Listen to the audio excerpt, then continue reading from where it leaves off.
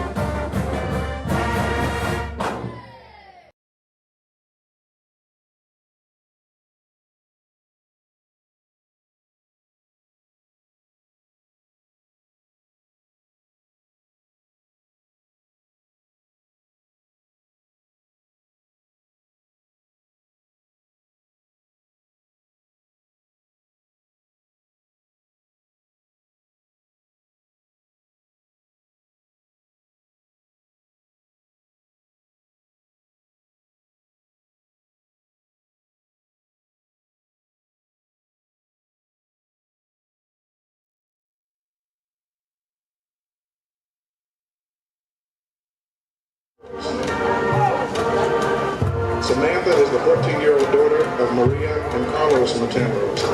She is being escorted tonight by Mr. Landon Mayo, son of TJ and Jennifer Mayo. Samantha is a member of the SHS Club, Key Club, Kim Club, and Beta Club.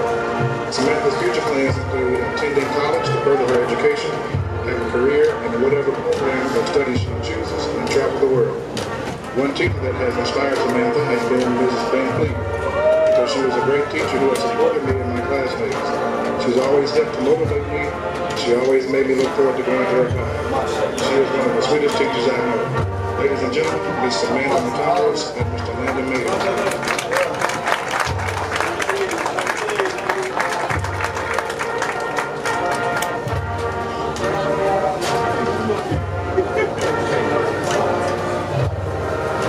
Miss Olivia McMurray. Olivia is the 14-year-old daughter of Teresa and Nick McMurray. She is being escorted tonight by Mr. Octavius Johnson, son of Teresa Gardner and Marcus Johnson. Olivia is a member of the FCA, the SHS track team, and Beta Club. Her future plans in attending college to get a degree and become a pediatric nurse. One teacher that has inspired Olivia is Mrs. Van Fleet, because she leads me closer to God and inspires me to be true to myself. Ladies and gentlemen, Miss Olivia McMurray and Mr. Octavius Johnson.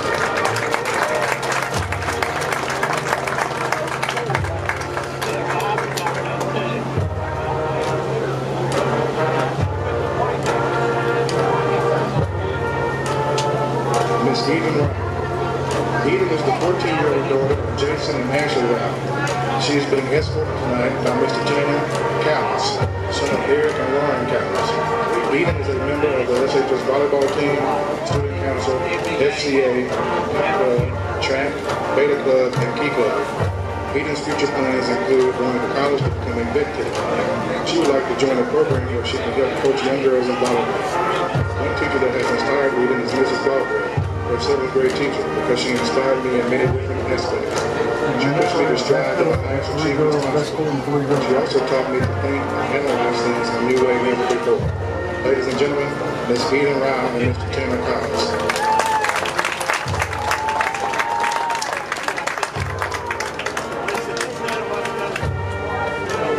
Let's give a round of applause for the homecoming representatives from the class of 2027.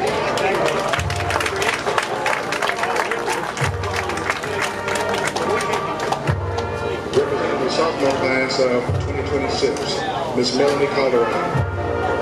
Melanie is the 15-year-old daughter of Hilda Calderon and Louis Calderon.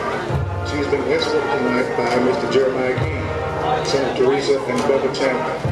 Melanie is a member of the SHS Beta Club.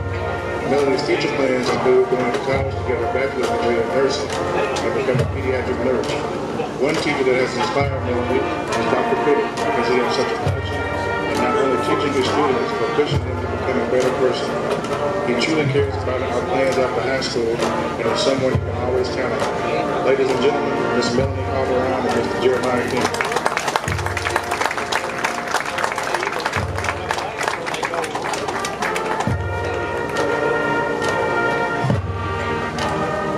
Miss Kaylin Gower. Kaylin is the 15-year-old daughter of Jessica Gower and the late Brad Gower. She is being escorted tonight by Mr. Jackson Goodman, son of Jerry and Cassie Goodman.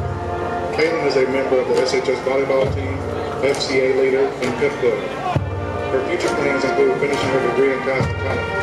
One teacher that has inspired Kaylin is Coach Dawson, because she has always encouraged me to be the best me I can be, and has always been there for me. Ladies and gentlemen, Ms. Kaylin Gower and Mr. Jackson Goodman.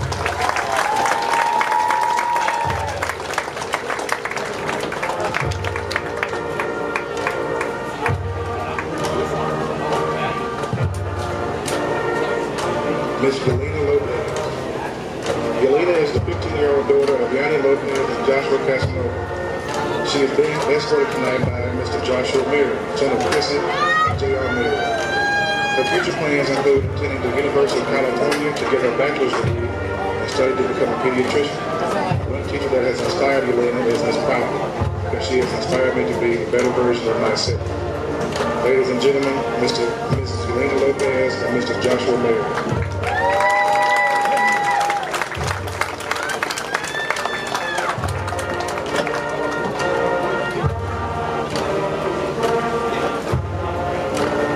Let's give a round of applause for the homecoming representatives from the class of 2026.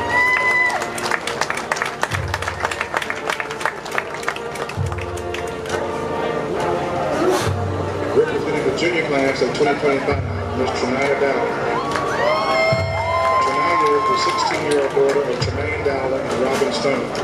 She is being escorted tonight by Mr. Travarius Harden, son of Brittany Ryder and Travarius Harden. Trinaya is a member of the SHS cheerleading team. Her future plans include attending college, continuing cheering, and getting my law degree to become a lawyer. One teacher that inspires Trinaya is Miss Jones. Because of how loving she is, she has always been there for me and saw me for who I was. She showed how mad for her and the world could use more people like her. Ladies and gentlemen, Ms. Trinaya Dowler and Mr. Travarius Harper.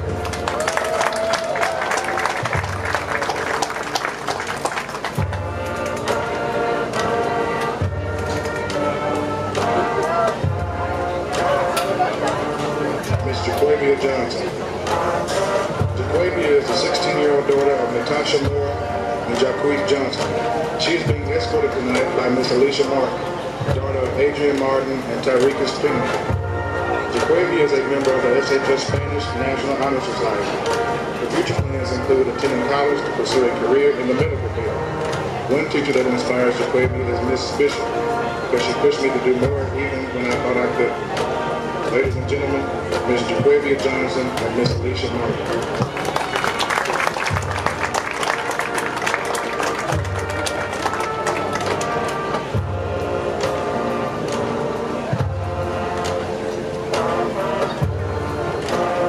Miss Layla Travel.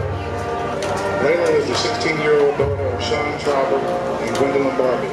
She is being escorted tonight by Mr. Jamarian Jameson, son of Rosalind Gardner Jeremy Jameson. Layla is a member of the SHS Pep Club, Culinary Arts, and criminal justice code.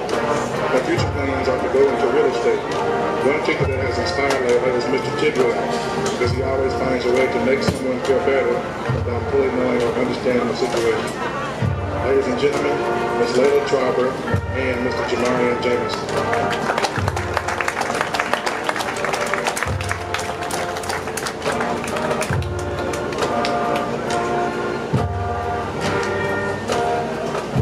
Let's give a round of applause for the homecoming representatives of the class of 2025.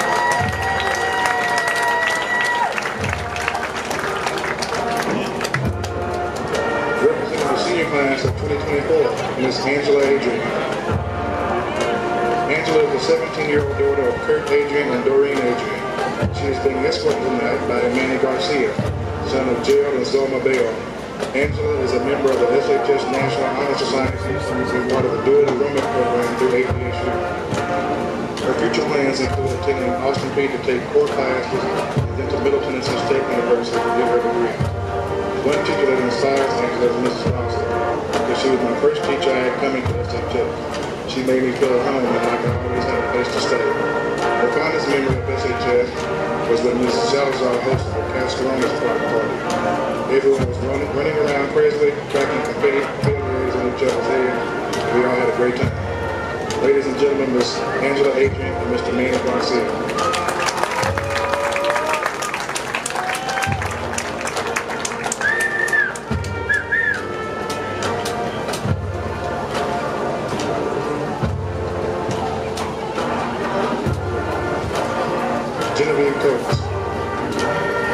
Genevieve is the 16-year-old daughter of Joy Coates and Dave Coates. She's being escorted tonight by Pat McFadden, daughter of Emily McFadden Dickerson and Rick McFadden. Genevieve was a member of the SHS marching band and health occupation students of America. Her future plans include going to college to get a doctorate in psychiatry and become a psychiatrist. One teacher that inspires Genevieve is Mr. Rick, because he has been my band director since 6th grade, so it's self-explanatory. He is a great teacher and great to gossip with. Her fondest memory of SHS has been playing in the stands, dancing, and cheering on the football field with all of my bestest friends, Maria, Rachel, Yvette, and Bobby. Ladies and gentlemen, Ms. Genevieve Coates and Pat McFadden.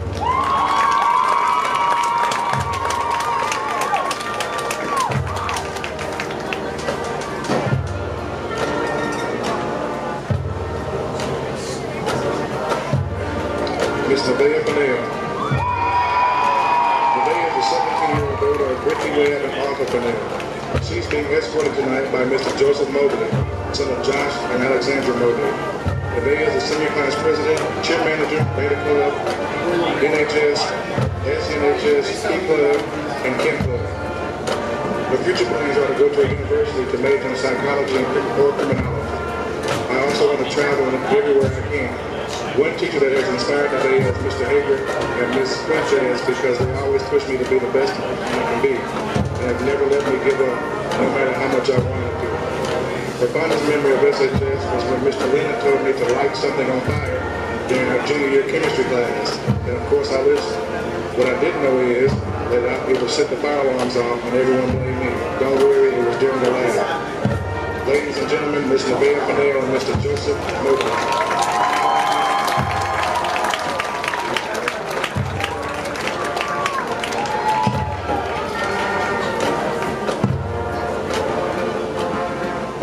Ms. Micaiah Susan. Micaiah is the 18-year-old daughter of Preston Micaiah. She's being escorted tonight by Ms. Elena Guevara, daughter of Jennifer and Jeff Guevara. Micaiah is a member of the marching band, SHS track team, junior ROTC, the cycling club, FBLA, FFA, Beta, and National Honor Society. Her future plans are to go to college and become a rotary wing mechanic to serve in the United States Air Force and one day be able to fly. One teacher that has inspired Micaiah has been Master Sergeant Holland, because he is a grumpy old man that tells you how it is and doesn't fail to put a smile on your face. He has inspired me to follow in his footsteps to join the Air Force. Her fondest memories of high school would be all of the field trips she was able to participate in, because of the experiences she learned, the friendships that grew, and created the happiest moments of her life. Ladies and gentlemen, Ms. Micaiah Susan and Ms. Elena Guevara.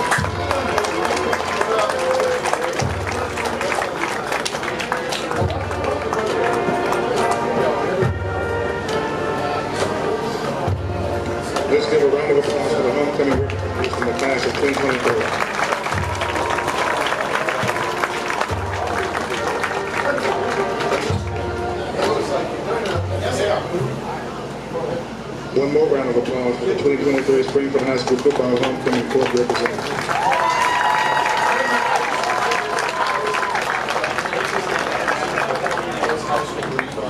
Our crown bearers for the evening are Miss Ray Wilson, daughter of Dustin and Rhonda Wilson, and Miss Parker Kate Holson, daughter of Adam and Courtney Holson.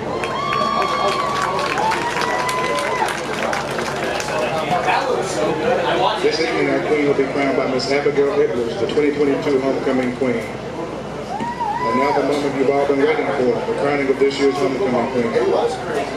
Your 2023 homecoming queen is Nevaeh Fennell.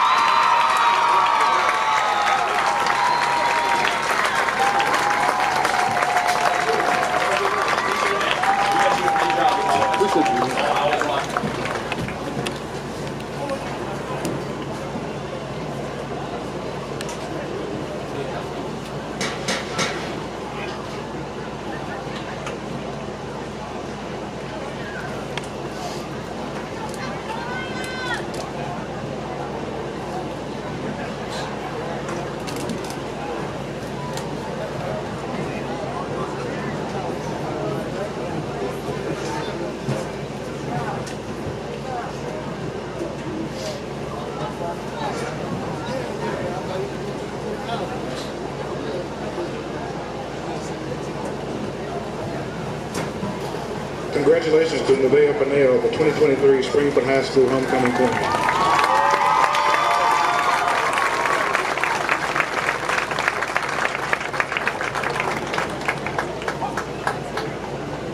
Thank you, ladies and gentlemen, for attending the presentation of the 2023 Springfield High School football homecoming court. Have a great evening and enjoy the game. Go Yellow Jackets.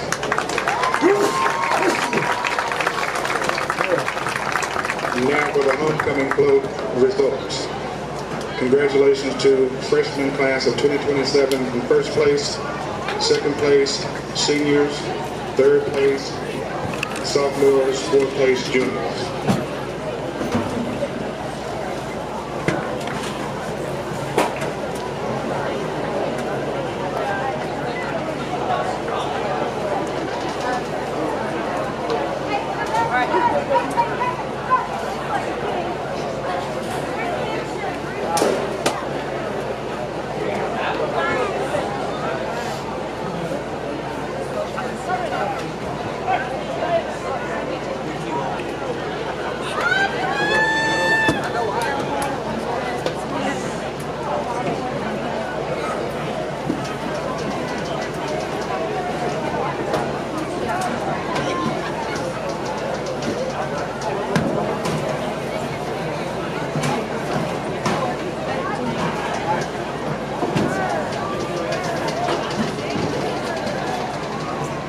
Friday Night Rivals are going to elite high school football games. Tonight, Army National Guard and Bart Durham Injury Law are proud to bring you the game of the week. The Station Camp Bison versus your Springfield Yellow Jackets.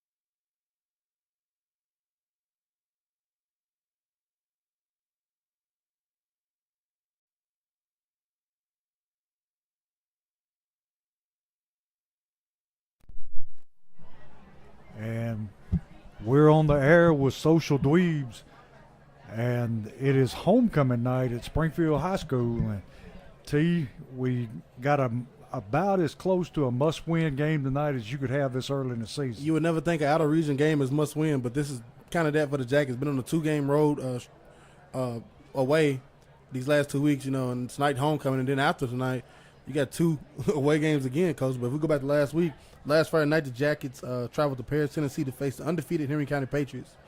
Henry County, led by senior quarterback Caden Marshall, came out and showed why they are ranked second in the state with a balanced rushing attack along with a physical and stingy defense. Jaden Hurst got the Jackets on the board on the first play of the second half with a 62-yard run to the house, and Parker Betts added a 44-yard touchdown run of his own in the fourth quarter, but the game was already decided. The Jackets ran into a talented Patriots team defending their home turf as the Jackets left Paris with a 36-point loss and a 1-2 record in the 2023 season. And tonight they're going to be faced with another team that is much larger than they are, but they might as well get used to that because it's going to be that way all year long. Tonight, the Jackets welcome the Station Camp Bison to the Nest for homecoming 2023. This marks the first matchup with Station Camp since the 2020 season when the Jackets got the win here 38-0. The Bison have a balanced attack with the athletic quarterback can throw it around.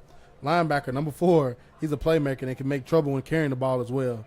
Don't know if he's playing tonight, Coach, but we'll see when they come out here in a second. Station Camp is 0-3 on the season, but don't let that fool you. Those 3 losses against Beach, Gallatin, and Marshall County. It's homecoming in my TV 30 game of the week. Station Camp's coming into the Nest night looking to spoil celebration, Coach. A lot of good teams could be 0-3 with that schedule, team. Yeah, you got Gallatin.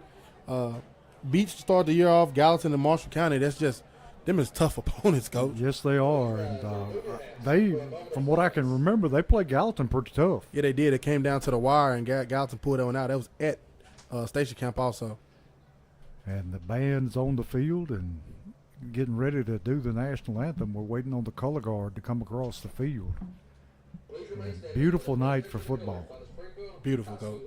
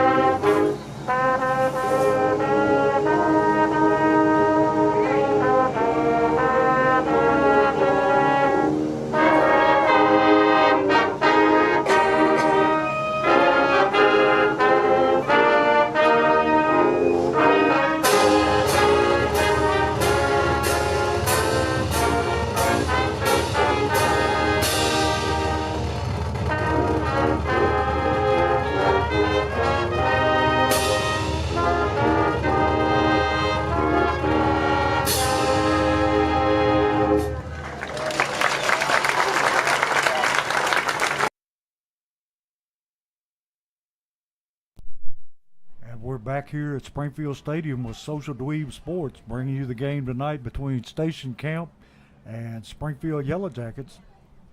And T got 2 teams that are desperate for a win tonight. As we said, Station Camp 0-3, but only those 3 losses fool you, Gallatin, Beach, and Marshall County.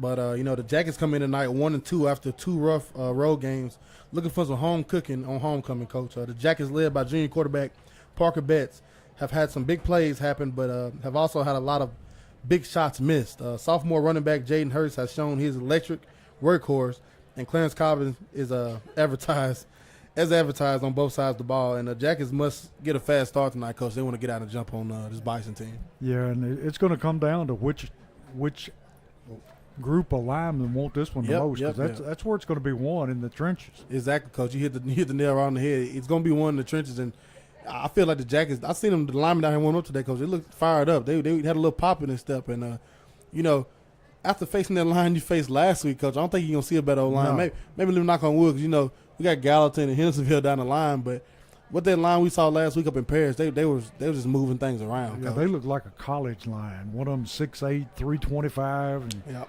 and some others that were right there with him. So they're not going to see anything they hadn't seen before. No, they're not, and that's the thing for the Jackets. And he'll come out tonight. I love that you've already played Henry County. You know, you got that week 3.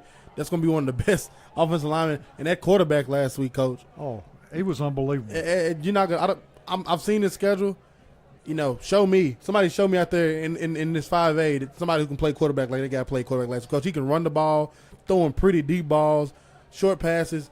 And just he done it all. He was a complete player. I Yeah, mean, he's the best quarterback we've seen in a long time. He wasn't. He was sitting at 6'3", Coach, 220, and it's like, okay, he reminded me so much of Jalen Reeves-Maben, but with more of an arm, Coach. Yeah. That's a scary combination. He is almost reminiscent of Brandon Farmer. Yeah. Back in the day. Imagine Brandon if he was 220 pounds, y'all. That's exactly Yeah. what we got to see last week up in Paris, and he was electric. And the Jackets, just young team, and that was too much for him last week, Coach. But if that's not a learning experience, I don't know what a learning experience is. Yeah, and we've seen the pattern lately where we have been able to move the ball, but when we do, we get a penalty or we get a fumble or, something goes wrong, and we end up shooting ourselves in the foot. But tonight, this game is very winnable if we eliminate the mistakes and the penalties. And that's one of my 3 keys for the game, Coach. Stay on pace. You got to stay on pace. If you don't stay on pace and get behind, you're in trouble. You're putting yourself in trouble. And the Jackets last week, we talked about how they missed,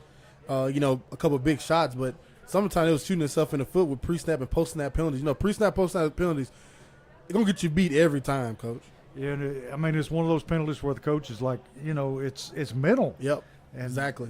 Those mistakes are just unforgivable. You can always, as a coach, I know I ain't you coach for more more games than anybody can do, but as a coach, it has to be frustrating. Like, hey, between the whistle, I'll take a hold. Yeah. I'll take, you might, any little things like that, hold and pass interference. Okay, we get that, but post-snap and pre-snap penalties are just, they lose you football games. Yeah, the aggressive penalties you can handle. Yes. But just being careless they'll give you white hair, T.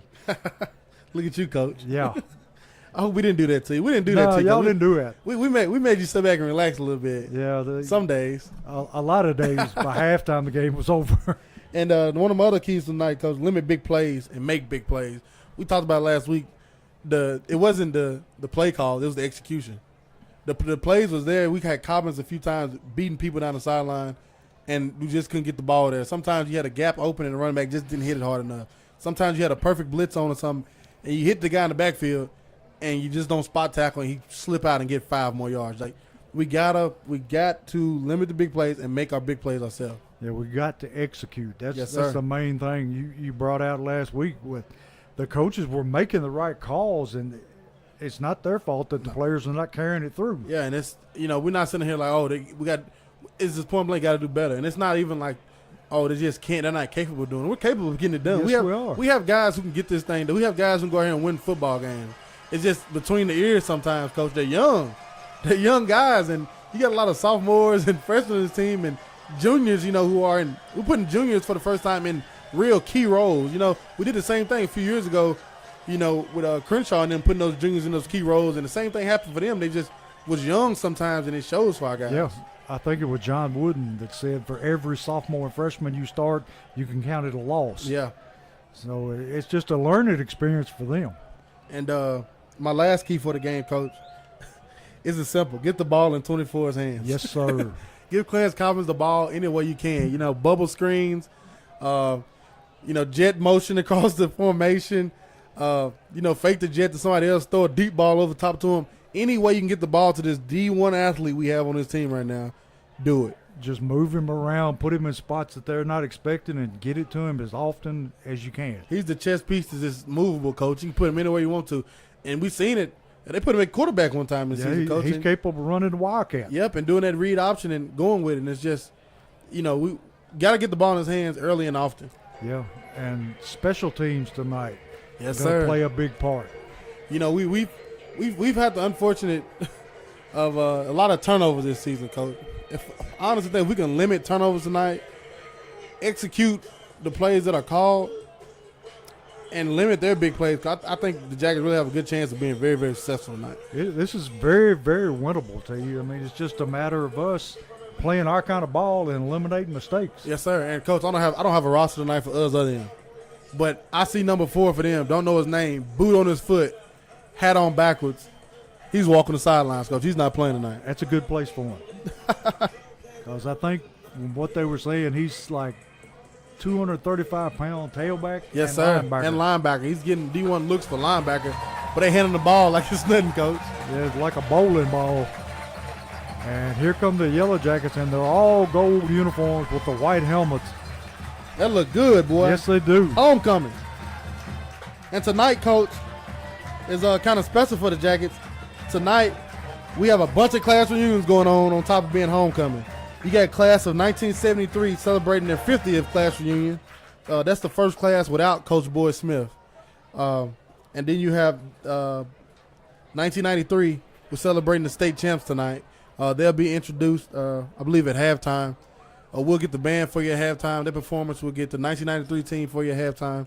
And then also 2003 and 2013 celebrating their reunions right here tonight, Coach. It's freaking 4 class reunions going on behind the press box. It's electric in the stadium. It's just a great night here in Springfield. That smoke drifting up from the grill smells awfully Yes, good. sir. T been over there grilling all afternoon. They've been working me, Coach.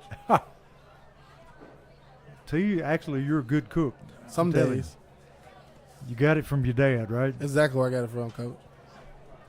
And Springfield will be receiving the football as they did the coin toss before the national anthem. Yeah, that threw me off right there, Coach. I wasn't ready for that one. Yeah, they kind of snuck that one in on us. I couldn't even see the guys on the field. Yeah. They were surrounded by band people and cheerleaders and you name it. But excellent night for football. Cool and feels like football weather. Yeah, it does. And T, big shock last night, the Detroit Lions. Don't you love it, Coach? I love Yes. I love a little mix up in the AFC. Yes, sir. They put a whooping on the cheek. Well, not a whooping, but we'll take it. Yeah, they got it 1 done. point. They got the job done, Coach. Yeah. That 10 years from now, that W will look just as good as Yeah, a it whooping. will. And it's like Coach said, it's a beautiful night here in Springfield, and crowds electric, both sides. I love the station camp. You know, they travel well with their team always too. And as always, we thank our great sponsors. Without them, none of this would be possible. Southside Drugs Company, Freebird Bail Bonds, Omni Garage Door, Forklift Systems, Holman Jewelers, Baldwin's Barbecue, Sunshine Cleaning Company, Crowder Funeral Home, Allen Holman with Century 21, Rawls Paving, Wilkins Building Group, Jody Reynolds with Legacy Signature, Vision Concepts, Westside Wheels and Tires, Jeff Wright with Remax, Dunbar Lawn Care, Bulldog Renovations, and BS Brewworks. As always, we shout the people out of BS Brewworks watching the game tonight. I hope they still watching us, Coach, and not my TV 30 tonight. Hey, we do better, you know. We got the hometown flavor. Yes, sir. Got 45 seconds here until kickoff, and the crowd still trickling in. And we're going to have a lot to talk about tonight with the, celebrating the 1993 team and homecoming and what's going on the field. We're going to have a lot to talk about tonight, Coach. I know that Coach Wilson hates homecoming, yeah, like all coaches. Locker room talk, we do every Wednesday night. We talked about, homecoming week this year, and he was ecstatic because he said, we had a holiday on Monday, so I got to lock him in early, We got to watch film without distractions and stuff. And I said, Coach, Monday, he said, I did that on purpose. I scheduled that one, T. I said, that was a nice call right there, Coach. That's pretty good. And Springfield, Springfield's going to be kicking off. They signaled the wrong team. So Sanganez on the field, ready to kick it away. Probably a good call, T. Yes, sir. Put that defense on the field first. I love it. I always love putting your defense on the field, making them come out early and on that first possession. Usually, offenses aren't ready. And then second half, you get the ball to start it. I love it. I always love deferring, kicking it away. Sanganez kicks it away. What a kick. Down to about the 5-yard line. Going to be fielded and brought back to about the 24-yard line on the kickoff. And a host of Yellow Jackets in on the tackle that time. The Jackets laying hat early, Coach. And they need to establish themselves quickly in this Yes, sir. game. And be nice to take an early lead.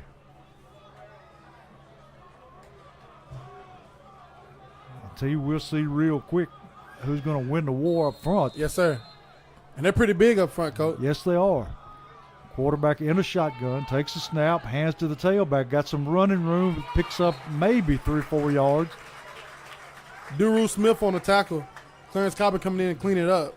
Duru has been proving himself every week. Yeah, he has. And I seen some pushback on the D line that time, Coach. Yes. Seen some head snap back on that. I see some maroon helmet smack back that time. Going to be second down at about 7.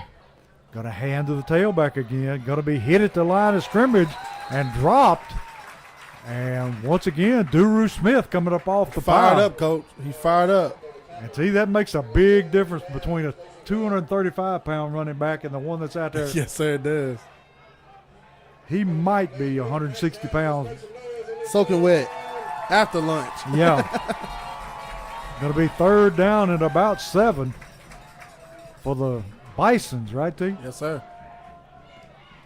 Springfield showing blitz. And quarterback keeps it. Going to be hit. And he is going to be dropped at the line of scrimmage for no gain. What a freaking series to start this ball game for this Jackets defense, Coach. They'll set the tone early. Station Camp bringing on their punter. Going to be fourth down at about 9. And deep to return to kick is Cobbins. And he's single safety this week. Yeah, he is. What was the third key to the game, Coach? Get the ball in 24 hands. Any way possible. Jackets should come away with good field position here. Long, high, end-over-end kick. What a punt. And Cobbins just going to let it die right there. It backed up. So the Yellow Jackets are going to have it about the 47-yard line. And they're setting in pretty good field position to start this drive. Yeah, they are. It's probably some of the best field positions we've started with in a long time, Coach. Yeah. So as far as the first drive goes. We played most of the game last week on our end of the field. Yeah, we did. It's a great time for the Jackets to come out right now, Coach, and get firing. We'll see if the offensive line can take a hint from the defensive line and move some people around early. Betts in the backfield with Hurst.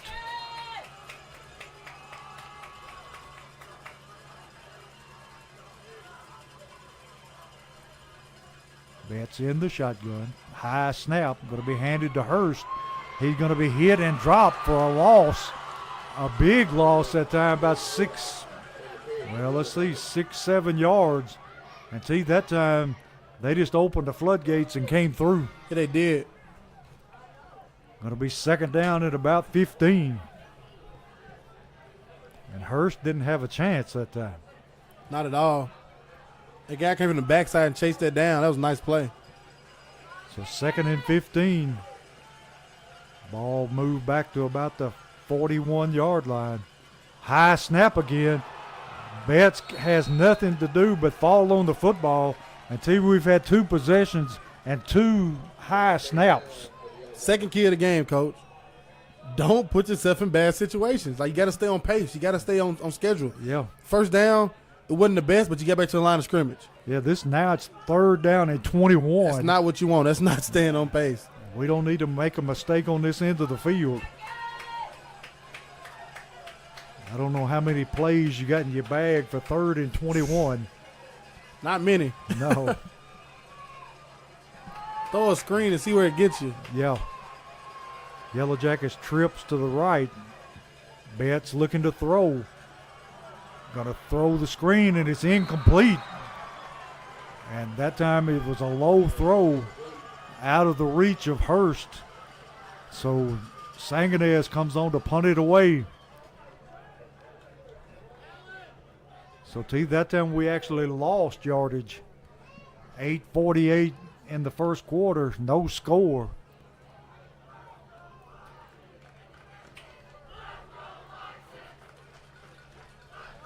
We have got to get that snap corrected.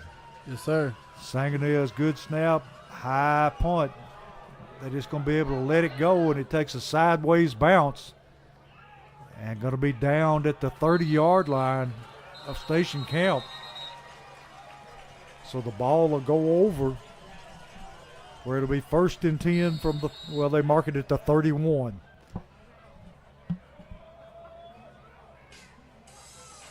So 8:37 in the first quarter, 0-0 Station Camp in Springfield.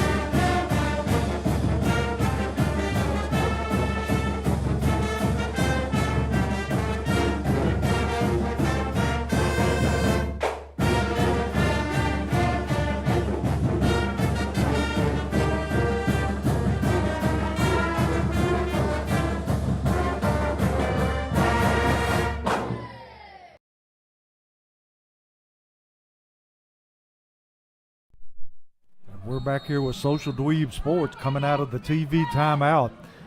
1st and 10 Bisons, and they run it straight ahead, no gain. In on the tackle, number 61 and number 51 for Springfield. 61 Anson Dickerson and number 51 Josh Lee. What a play.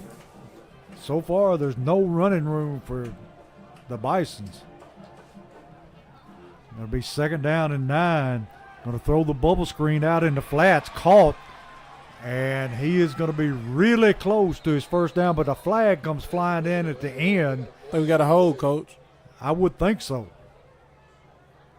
Yeah, I think that's what it is, a hold against Station Camp, so it's going to negate the 1st down.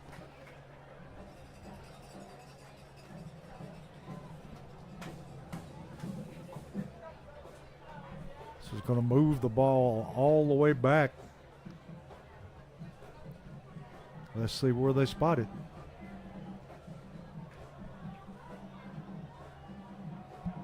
They're going to actually pick up a yard, Z. Going to be 2nd down 8.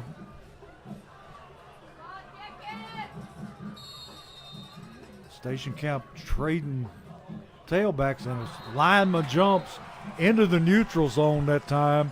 Makes contact, so it's going to be offsides on the Yellow Jackets. And we just cannot afford to give them things like that. No, you can't give it back what they just gave you, Coach. Now you got from a 2nd and 8 to a 2nd and about 4. Much more manageable. Got a hand to the tailback, and he bursts through the middle for a 1st down up to about the 48-yard line. That one came back to bite us. Yeah, it did. Like we said, Coach, pre-snap and post-snap penalties, you can't have them. No, sir. Lose your ball games. 1st and 10 from the 48.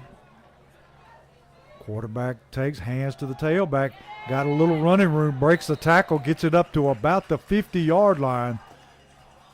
And they finding a little running room there. The nose of the football going to be just the other side of the 50. So it's going to be 2nd down at about 8. 7:27 in the first quarter, no score. Springfield showing blitz. Going to throw the little swing pass out here. Got some running room. And he breaks one tackle, takes it down to about the 36-yard line of the Yellow Jackets. Now going to be a 1st down Bisons. We got to account for that man coming out of the backfield. Yes, sir. We talked about one being out, which number 4, and you got number 1 in doing it. He's picking up right where he left off. Quarterback ready to go again. Takes hands to the tailback, up the middle. Takes it down to the 35-yard line. Pick up about 3 or 4 yards.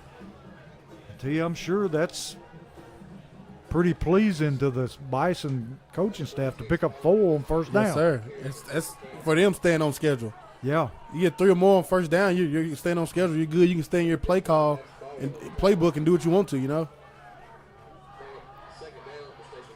Ball down at the 36-yard line, and the Jackets going to run the jet sweep.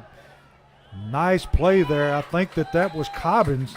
Cobbins coming up to make the tackle. He played that great. Kept his outside shoulder free, stuffed his blocker into him, and then made the play. Great play there by Clarence Able Cobbins. to turn it in and make the tackle.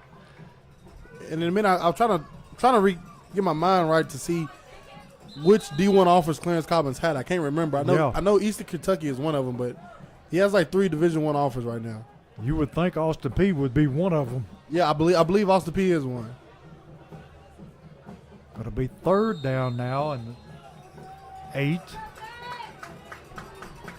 Quarterback in the shotgun, takes a snap, going to roll, looking to throw it, throws it in, intercepted. There he is. By Cobbins. There he is. That's a Taking house it up call, the- baby. Makes a cut, and he is finally chased down about the 4-yard line. Clarence Cobbins, baby. He jumped that route, picked it off. I'm talking about full stride, What a play. and just ran out of real estate there. They pinned him up on the sideline about the 4-yard line. Great read and catch and run, Clarence Cobbins. And if we can't get it to him, we'll let them do it. Yes, sir. Any way possible. Yes, Get sir. the ball in 24's hands. Now we got to punch this one in. 6-10 in the first quarter. No score. Springfield knocking on the door after the big interception by Cobbins. Hurst in the backfield. Put Cobbins in motion and hand to Hurst. And he walks in. Untouched for the touchdown.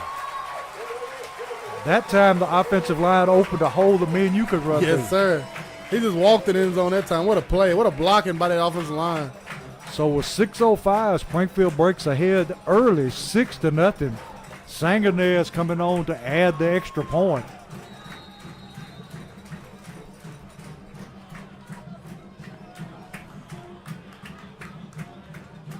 Snap, a little high, brought down, and the kick is good. So with 6:05, Springfield pulls in front, 7-0.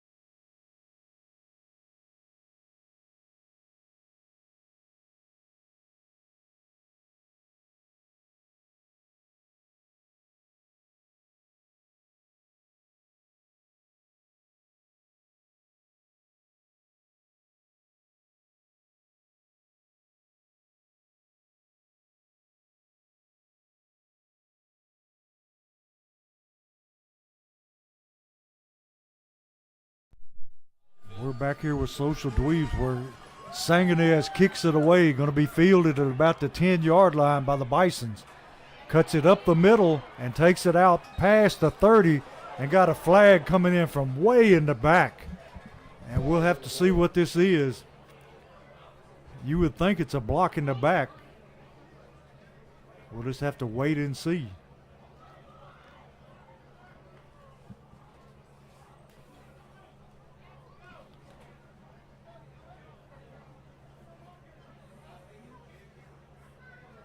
And that's exactly what we got, a block in the back against Station Camp. So that's going to take away a pretty good return and move the ball all the way back to about the 22-yard line. Station Camp staying with that shotgun formation.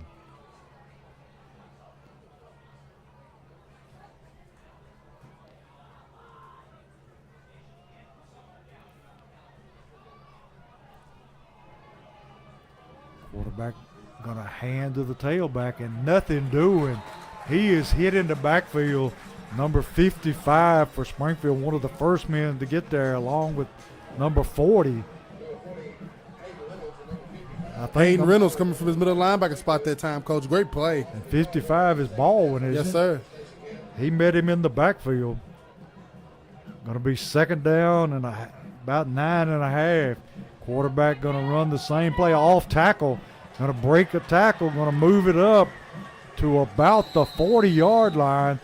And now we got another two penalty flags come flying in. And we'll see what this is.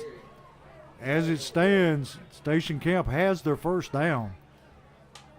And it's going to be against the Yellow Jackets. Personal foul. And T, did they call a late hit? I don't know that time, Coach. He was Oh, walking. wait, here we go. The official, here he is. He was walking the sideline, and you just can't let him go. But that's what they call. So they're going to tack on 15 more yards, and the ball going to be placed down at the 44-yard line in Springfield territory. Quarterback going to hand to the tailback again. Follows the pulling guard down to about the 36-yard line. 5:15 in the first quarter. Springfield up 7-0.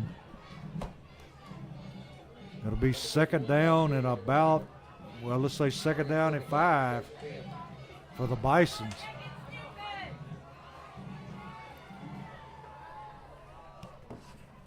Gonna hand to the tail. Well, the quarterback gonna pull it and keep it that time. And he's got running room, takes it down for first down. He fooled me that time, Coach. And me and you both. He stuck it in there and took it and kept it there for the first time. As I said pregame, quarterback's athletic and he can throw it a little bit. So it's going to be first down Bisons from about the 26-yard line of Springfield. Quarterback hands to the tailback again. Nothing fancy about that. Hayden Reynolds coming laid hat. Durwood Smith had him on the bottom, but Hayden laid hat. He laid the wood to him that time. Going to be second down and 10. Hayden Reynolds, the junior, he didn't look 5'8", 167 at the time, Coach. He plays a lot bigger. Him and Josh Lee laying hat in linebacker spots. They hand to the tailback. He takes it straight up the middle. Big third down right here for the Jackets. And T, you'd have to think that this is 4-down territory for the no Bisons. doubt. No doubt, Coach. Ball resting just outside the 20-yard line. It'll be third down at about 4.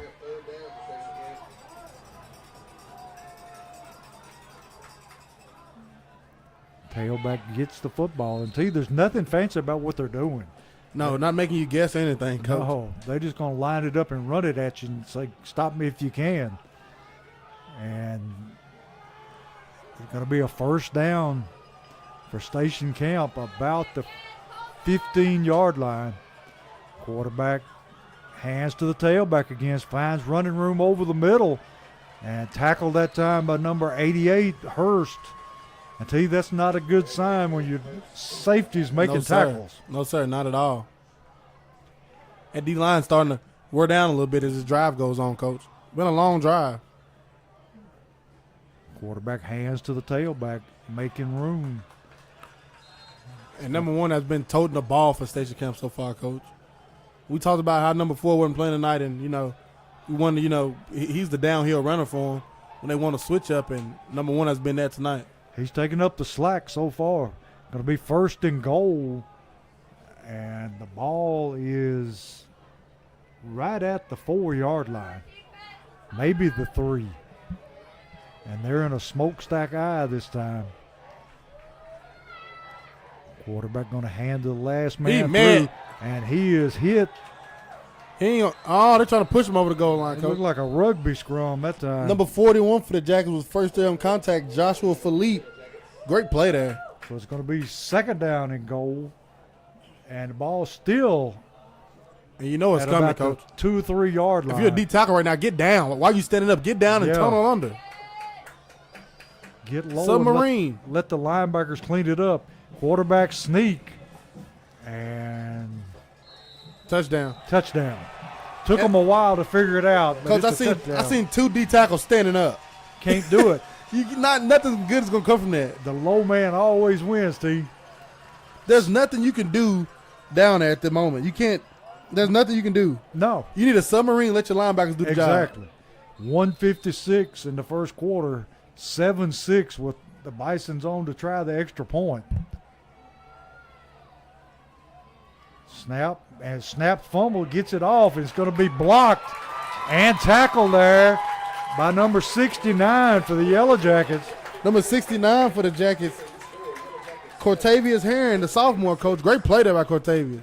Yeah, I'm not sure if the holder dropped it or it was a bad snap, but either way. Cortavius came through. Yes, he he was did. one of the only ones rushing, Coach. Everybody else was kind of just going through the motions. Yeah.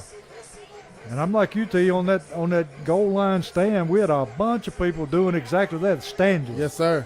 If you're going to try to stop something, in college, actually, at Tennessee State, we were at John Merritt Classic in Nissan Stadium, 2017 against Eastern Illinois.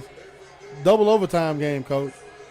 Stuffed them 3 times on the 1 yard line. I submarined every time and grabbed the quarterback's leg.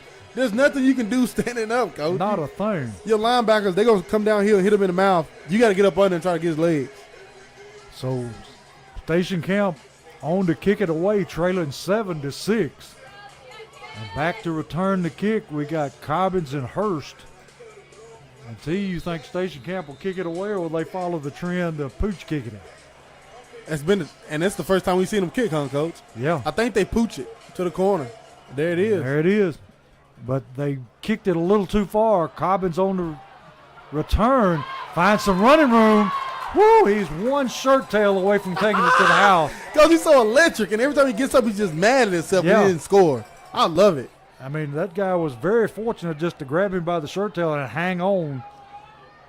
But he makes a great return all the way out to about the 44-yard line. And we're not in our regular spot tonight. My TV 30, we let them in the main room in there, Coach.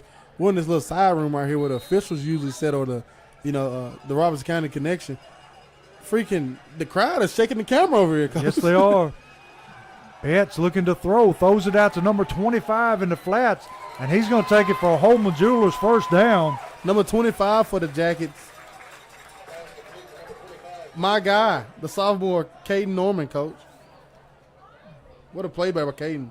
I like how Caden plays football. He came in, last week in Clarksville game too. Remember we was talking about him coming down here and laying hat. He plays physical football, Coach, for a young guy.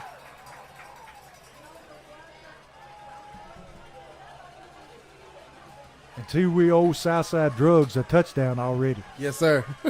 Hopefully we'll get them again here in just a second. Betts going to hand to Hurst. Hurst finding a little room over left tackle. Going to take it out for about 4 yards. Going to be second down and about 6.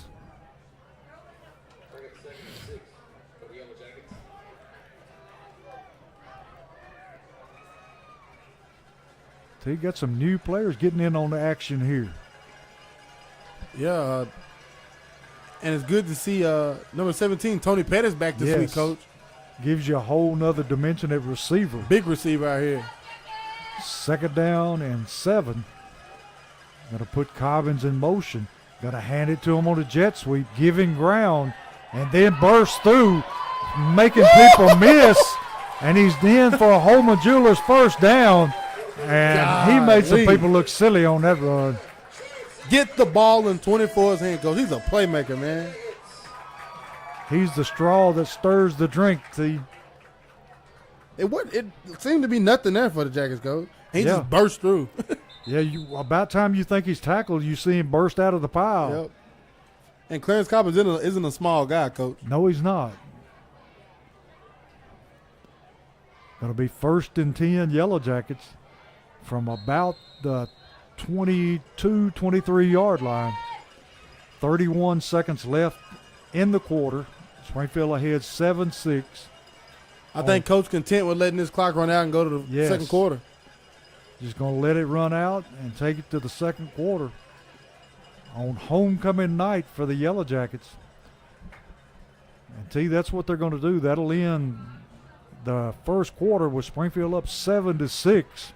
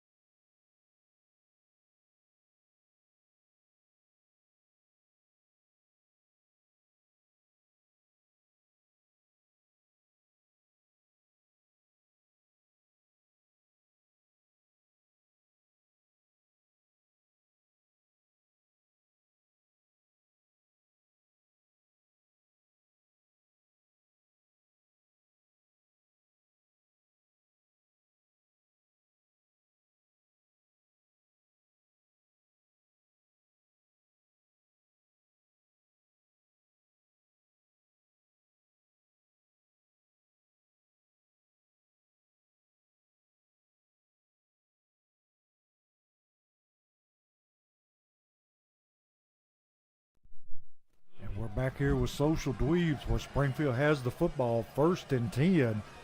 And T, they're making a strong drive here. Betts takes it himself, and he takes it over right tackle, still moving.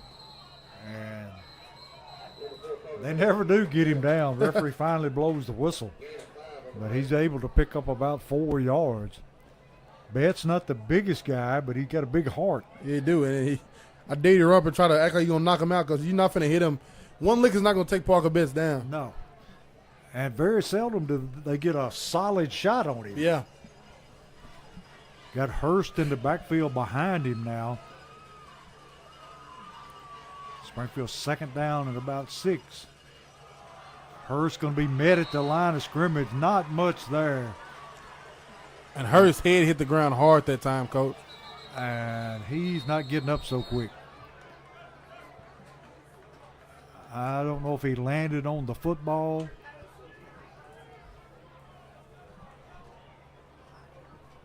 That didn't look good at all. Don't want to speculate. I think it might be in the lower body too, Coach. I seen some leg may have got rolled up. His legs at an odd angle. No. And they're checking it out. And they're trying to straighten his leg now. And we hope everything's good with number 88, Jaden Hurst, the sophomore, 5'8", 157 pounds, with the Coopertown Middle School. That time, not much blocking up front. And he was hit by 2 or 3 players about the same time.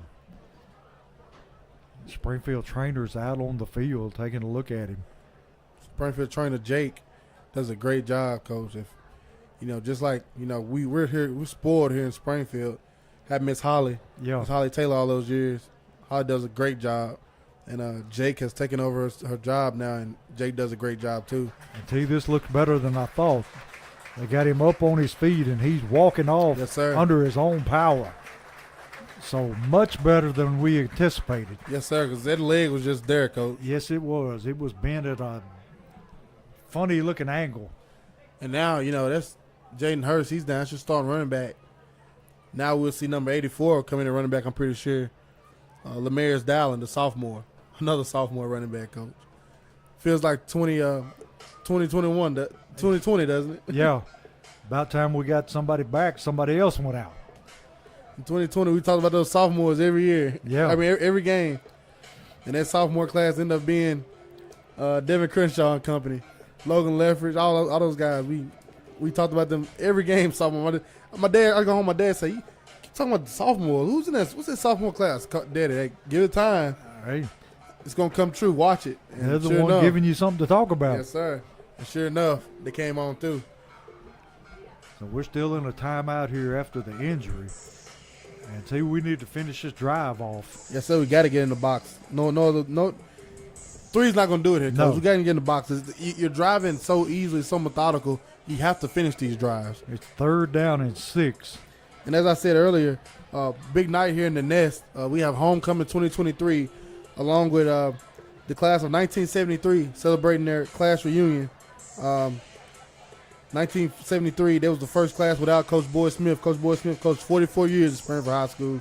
Then you have the 2003 class celebrating 20 years, 2013 class celebrating 10 years, and the 1980 class, 89, I believe, was celebrating, or was it 85? One of those, I think it was an 88.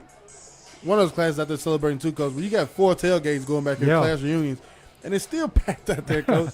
It's still packed out there. People out there dancing, throwing football, having a good time. Right now behind the press box, there's 4 different parties going on. It's about 200 people out there, 250 people. And you say like, oh, man, ain't nobody in the stadium. This stadium's packed to capacity too. It's standing room only. Yes, we got sir. people standing in the end zone down here by the concession stand.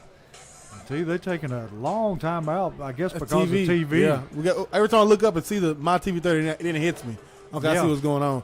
And then also tonight here at halftime, we'll show you the band. I don't know if the band's going first or 1993. We have the 1993 state championship team out here.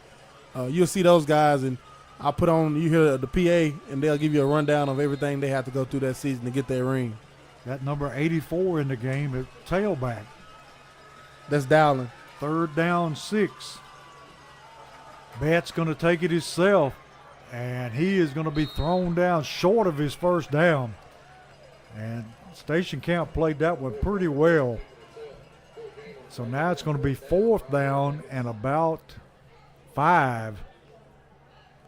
And T, I think it's Cobbins' time. Anyway, I don't care what you do, Coach. Put him at quarterback if you want to. Any way possible. Yeah.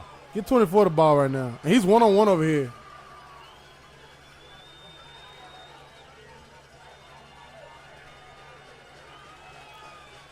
Tell you, if he runs a fade, he's open. He is. Try getting a jump. Yep. Taking a long, hard count. We're going to get a timeout. And Jackets going to draw some up. I don't think we're going to see Sanguinez, Coach. I think we're going to go for this one. Not like you said, 3 points doesn't do you a lot of good. No, sir. So, like you said, T, if you were the offensive coordinator, what do you call here? I don't know, Coach. That's why I'm up here. I don't know right now. I really don't. If anything, I'm scared to throw a bubble because, they threw a screen early on big third and 25, and the ball didn't even get to the guy, So I like the end around because earlier wasn't much blocking, and he got 15 yards on it. So yeah, end around the Cobbins and fake the downhill to Dowling after, and try to hold up on linebackers a little bit and let Cobbins get around the edge. But that's a jet sweep to Cobbins. It's there. May be your best bet. It's there, and make sure that you tell them guys after he gets the ball, we still gotta fake the dive downhill to 84 Dowling to make those linebackers hold for at least just 0.1 second, and 24 get that edge. And we got field goal kicker coming on. Sanguinez going to kick a long field goal here. Coach going to try to take the 3. Snap's good. Kick is blocked, and it's live. Picked up by Station Camp, and they're running it up the sideline. And it's going to be a touchdown, Station Camp. Jesus, what a swing. A big swing. So Station Camp going to block the kick and pick it up. And once they blocked the kick, everybody just sort of stood around for a while. It's not an extra point. High school, you can't return, extra points blocked, but you can return field goals blocked all day, every level. And that's a 10-point swing right there, Coach. There were 3 Station Camp men on the football and not a Yellow Jacket around. And they pick it up and run it in for the touchdown. And they're on to kick the extra point. Station Camp up 12-7 now. Kicker on to try to make it 13. And the kick is up. And the kick is good. So big swing right there, T. Like you said, about 10-point swing. 10:01 left in the half. And it's Station Camp 13 and Springfield 7.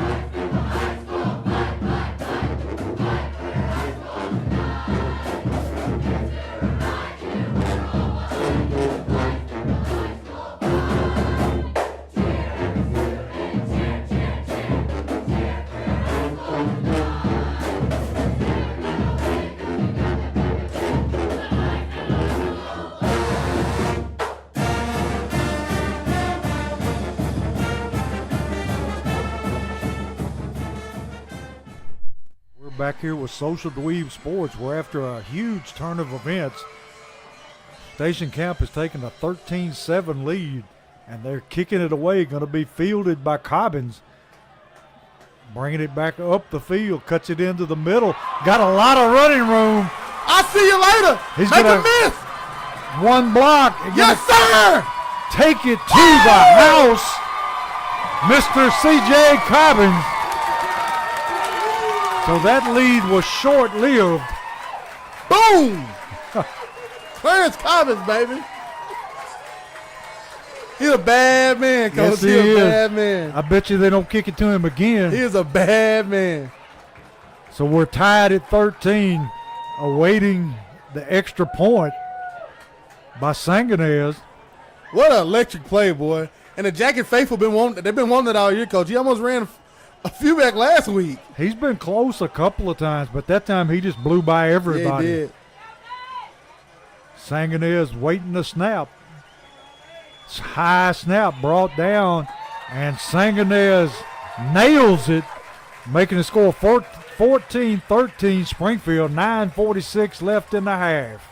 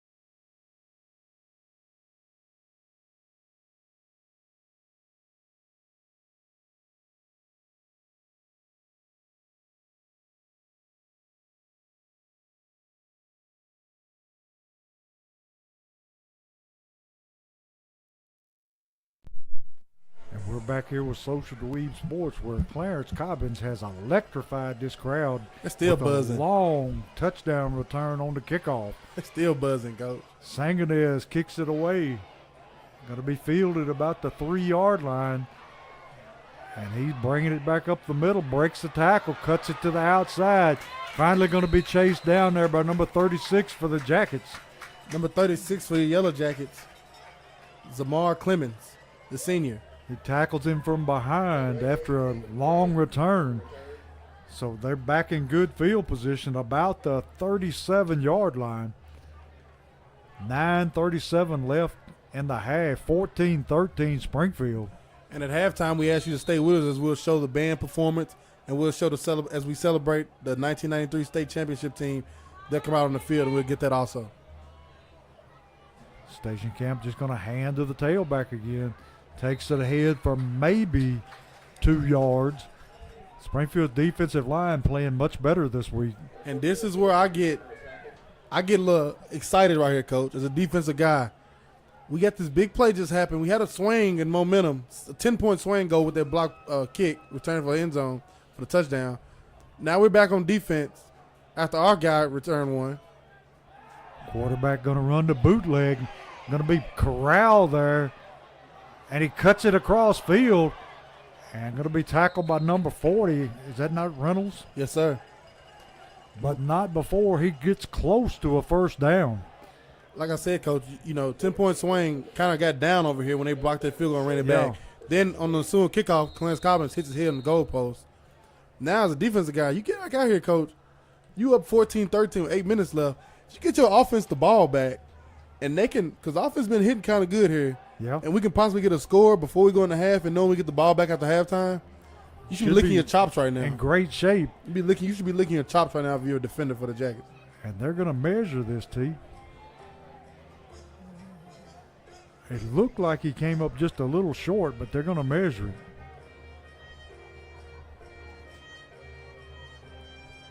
So we got the Jeopardy music going on. And it is just a little short, about 6 inches. So it's 3rd down and less than a foot. Be a great time for a big stop here. Wouldn't be surprised they go back to that smokestack again, Coach. Yeah. In fact, it looks like they brought in another tight end in the backfield.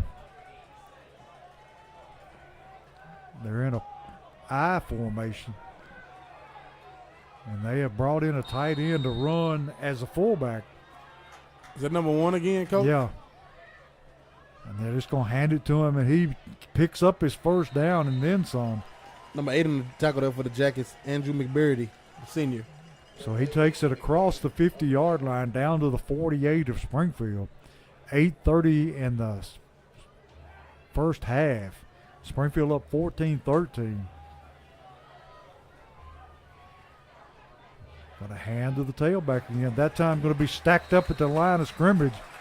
And that was number 84 in on the tackle. 84, Lamaris Dowling, the sophomore, and he had Miltier on his legs, Coach. Dowling doing double duty now, running the football and playing defensive line. 2nd down and 11. Quarterback going to hand to the tailback again. And Dowling in on the play again. He is playing that end spot right now, He Coach. is wearing them out.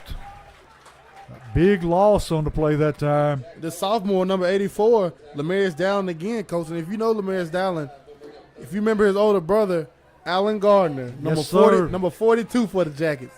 Workhorse back in Coach Wilson's early years. Alan Gardner would go out of his way to find somebody to hit. 3rd down and about 13 for the Bisons. And Coach Wilson not happy. He got to call a timeout. Did he not have 12 people on the field that time? I don't know if they were lined up wrong, 12 men. I don't know what it was, but Coach Drew was livid. He wasn't real happy. So 3rd down and 13 for the Bisons and they hadn't shown that the ability to throw the football very well yet at They all. have it in every other game, Coach. You know, their quarterback has slung it around pretty easily. He's thrown it around. I've seen him throw interceptions, throw touchdowns, big plays over the top. He's throwing the ball a lot, so I'm very surprised to see him come in tonight and just run the ball and not be very conservative through the air. Yeah. I was expecting them to be at least balanced, but so far they're run heavy. Big play coming up for Springfield. Get the ball back if they get a stop. And that's what we were talking about, Coach. 7:19 left in the second quarter, 3rd and 14. You get a stop here, you get that ball back, you cooking hot grease. And you should be sitting in pretty good field position. Yes, sir. Maybe more than that if Cobbins returns a punt. I would love that. Quarterback going to run a little bootleg pass and going to be sacked. That time by number 8 for Springfield. Number 8, Andrew McBurney, the senior, came out from his outside linebacker spot on the blitz, Coach. What a play. So it's going to be 4th down at about 20. Coach Will reminds me, when I say Will, I'm speaking of Coach Drew Wilson. He reminds me of Wink Martindale in the NFL. At 3rd and long, he don't care. He'll send a blitz. He'll send the house. Don't give them all day. Go get them. Got Cobbins back to the return to kick. Low snap. High, wobbly kick. Cobbins just going to have to get away from it. And it's going to take a station camp bounce. And they're saying it hit the receiver, but it did not. Going to be station camp arguing with the official, but to no avail. No, sir. Jackets ball. And if you're the Yellow Jackets, licking your chops right now, Coach. 6:34 left in the second quarter. You get the ball. You can control this clock. You can score. And you get the ball to begin the third quarter. I would love to see him come out and put it up for Cobbins out here one-on-one. I don't see no one that can guard him, Coach. No. Only question you may have is if Parker can get it there. You know what I mean? Yeah. And I think he can. Yeah.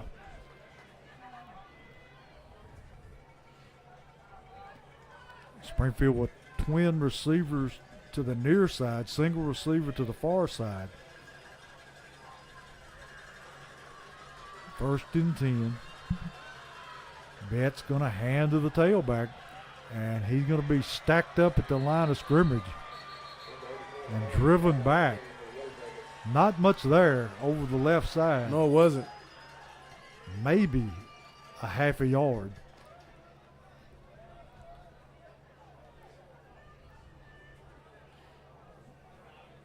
And see, they just keep creeping up and creeping up. And sooner or later, we're going to catch them. Yeah, we are. Right with the head.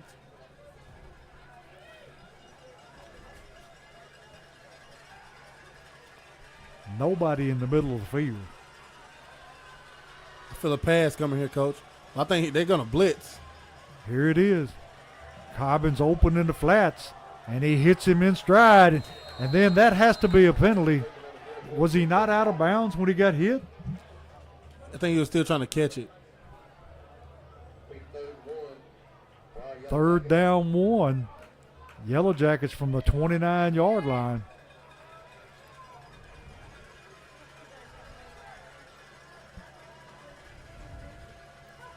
Got 5:43 left in the half. 14-13 Springfield over Station Camp. And that clock stopped because Cobbins went out of bounds. Betts making adjustments in the backfield.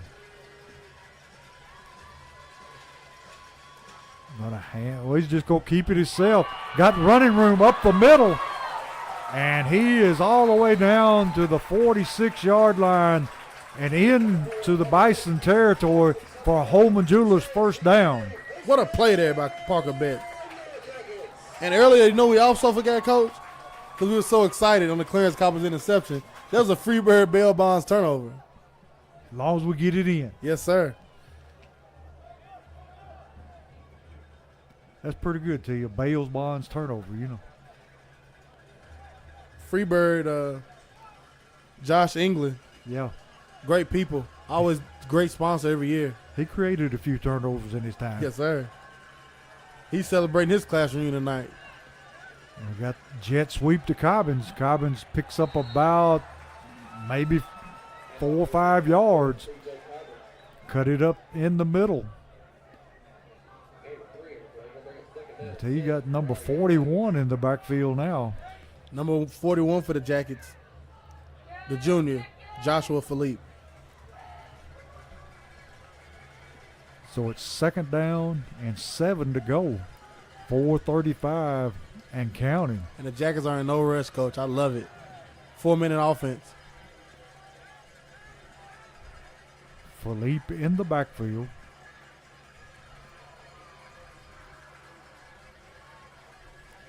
Got a hand to Philippe and maybe a yard off left guard. T running to the left has been awfully rough tonight. Yeah, it has been. Not much movement over for the Jackets No. on the offensive line. Been more successful coming to the right side.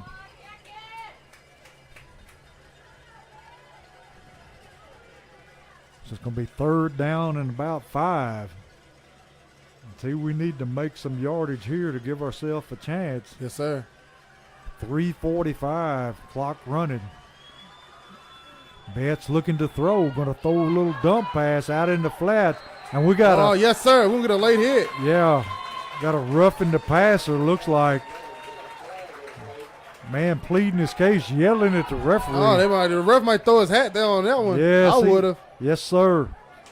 Man jumping up and down and And I yelling. think the ref walked away and didn't know he was behind him, jumping up and down and yelling. Yeah. That would have been another flag, another 15. So they're going to give Springfield a Holman Jewelers 1st down by way of penalty.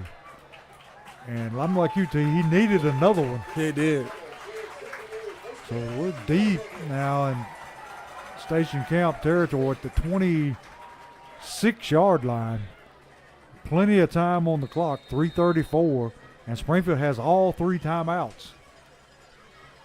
So hot grease I was referring to cooking with, Coach. Yes, yes, it's bubbling now, T. And that clock is rolling.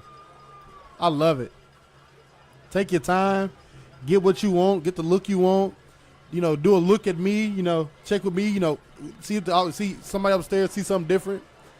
Get a different look. Run whatever play you want. Take your time. Get yardage. And let that clock roll. Got Dowling in the backfield. Betts in the shotgun. Hands to Dowling up the middle. Not much there. He's still trying to go, wasn't he, Coach? Yeah, He was twisting and wiggling. just hold on to that football. A lot of times that's when you lose a fumble, when you're trying to gain that little extra yardage. Yes, sir. So it's going to be 2nd down and about 9. T, it might be Cobbins' time again. He's in the slot over in the trips formation. He's the nearest receiver.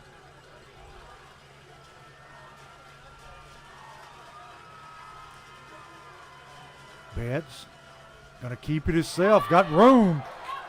Cuts it down inside the 15-yard line. And let's see where they mark it.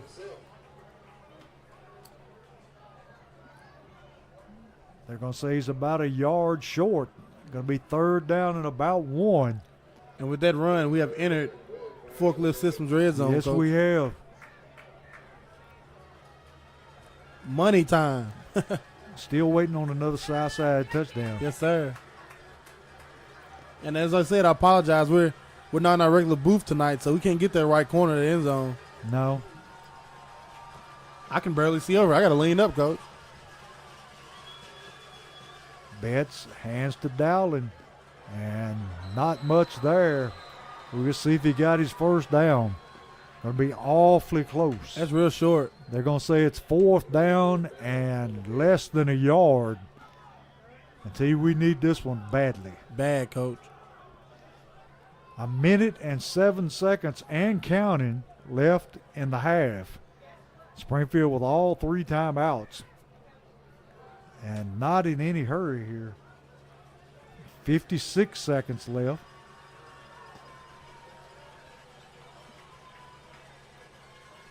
They're going to let the clock run down. As they should, Coach. If you And convert it, I think you're going to see a Wildcat, T. Now they take a timeout. Cobbins was in at quarterback.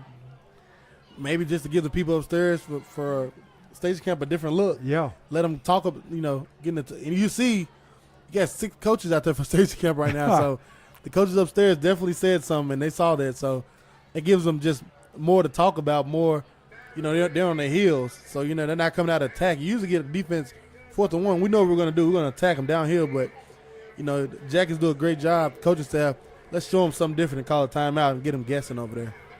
T. Hurst down on the sideline still trying to stretch that leg, but he is up and moving it pretty well. Just a little hitch in his giddy up there. Yeah, he got his gloves in his left hand, Coach. I don't think he's getting back in there. No.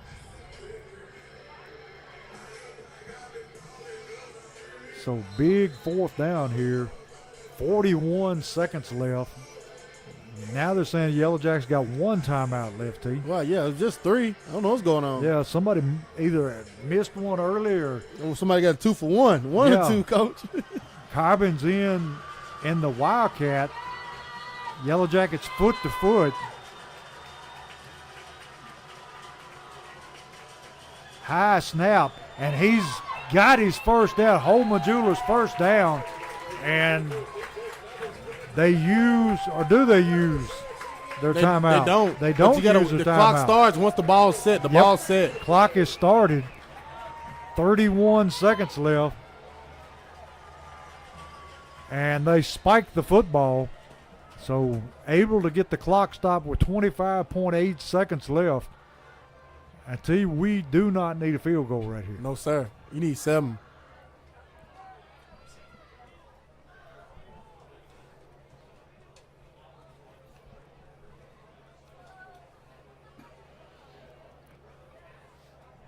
So it's going to be 2nd down and goal. As we said a second ago, we're not going to get that right side, but Yeah. in my honest opinion, I think we're getting the downhill run by Dowling right here, Coach. Yes, sir. Parker's going to keep it 1 of the 2. Dowling in the backfield. Betts in the shotgun. Gonna hand. Oh, he's gonna take and fake it. Got a man in the back of the end Clarence zone. Cobbins. Touchdown, Cobbins. Woo! Clarence Cobbins a one-man record. I told you, get the ball in 24's hands, Yes, sir. Coach. Drug across the back of the end zone, wide open. Sorry we couldn't get that. We're in a bad spot. Hey, we'll tell you all about it. Sangonez on to kick the extra point, 20-13 in favor of the Yellow Jackets. Snap, kicks up, and the kick is good. So 20 seconds left in the half, and Springfield up 21-13.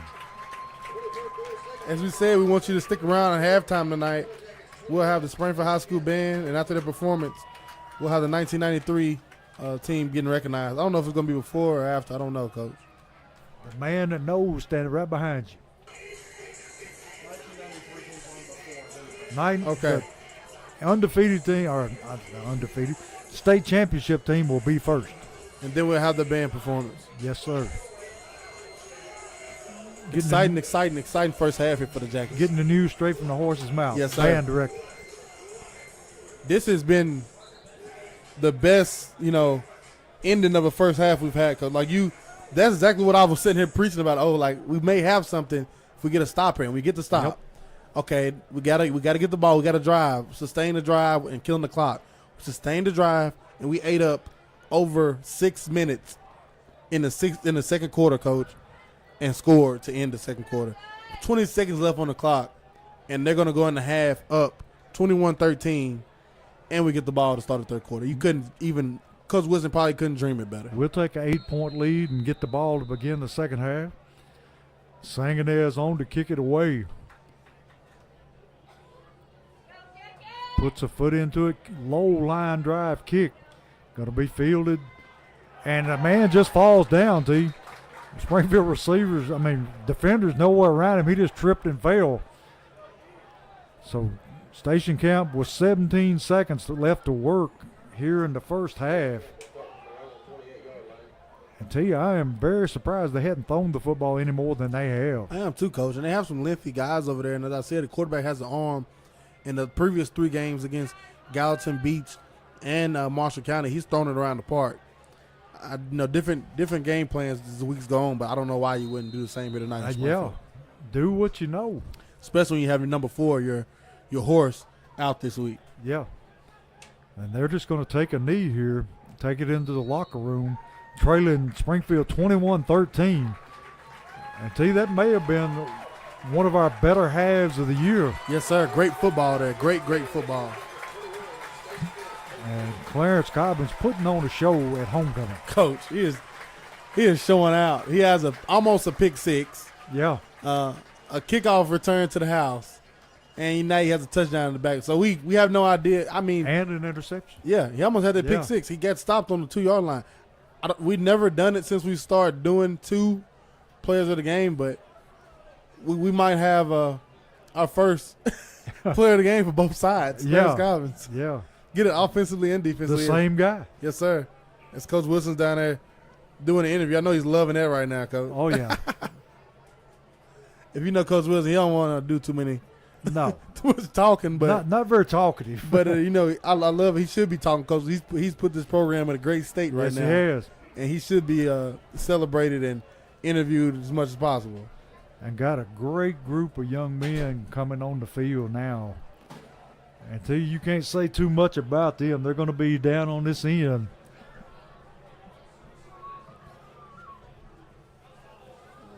And tonight for the Jackies, celebrating the 1993 state championship team. And tell you, one of your kinfolks didn't get the message. Yeah, I don't know if he made it tonight or not, but he had texted me and told me he didn't see it. I'm like, Jarrell, everybody's putting on Facebook. I seen one post and I heard nothing else. So, talking about Jarrell Summers. Yeah, you got the team. I see Not Al Woodard. I see everybody. Most of them are here, Coach. Courtney Woodard. You see some guys. There's Courtney. You can't miss him. No, sir. Jason Warden. There's David Johnson. Got all kinds of people out there, too. Yes, sir. And they said Coach Thomas couldn't make it tonight. Yeah. And you got, Coach, of course, the late great Coach Woodard. Yeah. He's gone, but he would have been here tonight too, Coach, and celebrated for sure. I see Chico Gardner out there. I see them all. Chico, Mr. Football. And see, that day at Vanderbilt Stadium was cold. I'm talking about frigid.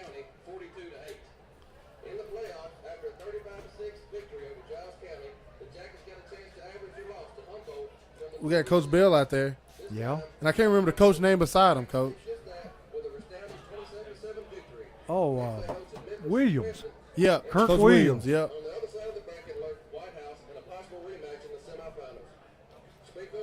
Springfield defeated Tresvant 35-12 to set up that exact matchup.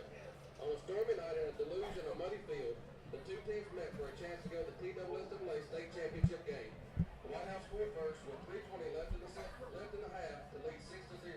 The Jackets scored with 11 seconds remaining in the half when LeBron Williams hit Chico Gardner with an 11-yard touchdown pass to tie the score 6-6 at halftime. Under sloppy conditions, yardage was hard to come by in the second half. LeBron Williams did, however, find the end zone on a 2-yard run with 4:46 remaining in the third quarter. Neither offense could muster much footing after that, and the Jackets punched their ticket to the state championship game with a 12-6 victory. On December 11th, people always talking about that at muddy game in White House that night, Coach, to go to state. People talk about that all the time. That was a sloppy mess. until 1 second remaining when Brandon Derrick hit Deion Miller on an 80-yard touchdown pass. The PAT failed, but McMahon Central led 6-0. On the ensuing drive, the Jackets marched down the field. T, is that not Jarrell out there? He made it. I think he did. Again, the PAT was missed, and at the half, the score was tied 6-6. In the third quarter, the defense is stiffened. With 32 seconds left on the clock, following a game-breaking 78-yard run by quarterback Jarrell Summers, he punched it in from the 1. Brian Glover added the PAT for a 13-6 lead. Jarrell's growed a little bit, T. Threw an interception, and the Jackets capitalized as time ran out in the quarter when Chico Glover ran in for 2 yards In the fourth quarter, Radganus blocked Joe Peter punt out of the end zone for a safety and a 21-6 lead. On the possession following the safety, Deshaun Moorhead added a 9-yard touchdown run. Glover kicked the PAT for a 28-6 win and a state championship. Joel Summers, the game MVP, by all the rushes with 75 yards on 6 carries. Chico Gardner, who had previously introduced the name TWSMLA Mr. Football, added 51 yards on 15 carries. The Jackets accumulated 188 total yards, while the defense limited the Chargers to 106 total yards, including negative 6 yards rushing. The Jackets finished the season 13-2. Ladies and gentlemen, I need you to go on your feet and give the biggest round of applause for your 1992 state championship Springfield High School football team. That's great, Coach. That's great. Yes, it is. And I seen Coach Wilson put something out this week talking about, you know, they're going to try to look and try to find. He won't get their idea of some way to celebrate them here at this stadium every week. You know, there's no reason why it shouldn't be a board or something. Yeah. Something. Even though it was 1983, it should be recognized that, hey, At least a sign somewhere. that this is our state champs. Yeah. Right under the goalpost would be a nice place. It would. And it was nice for them to come out there and see them tonight, Coach. That was beautiful. And it was nice by Chris, our PA, voice of the Jackets, reading that script of what, you know, happened throughout their trip to get to Vanderbilt Stadium and win that ring. See, that was back when they ran the wing tee. Yeah. And next, you'll be hearing from the Springfield High School Band. Yeah. Springfield High School Band does an excellent job. Yeah, they do. They've won a lot of band contests and a lot of awards under the direction of John Wiggins. And they're making their way on the field now. Got a lot of paraphernalia they got to bring out before they can perform. Yeah. So we'll take a quick break and we'll be right back for the Springfield High School marching band.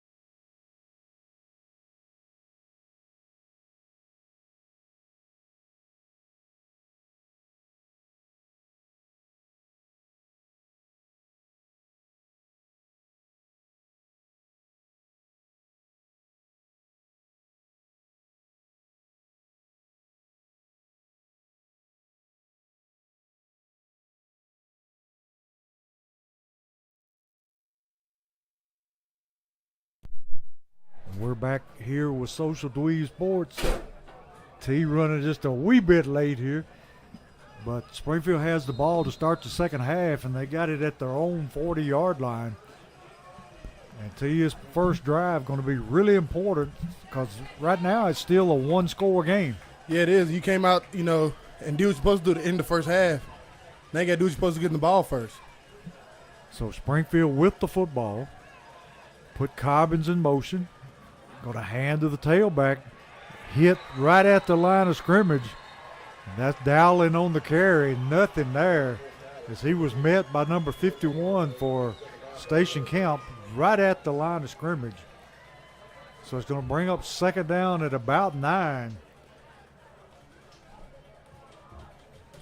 And T looks like Hurst will not be playing the second half. I see Jake over here trying to get him to jog. Yeah. He's still got a little hitch in his giddy up there, T.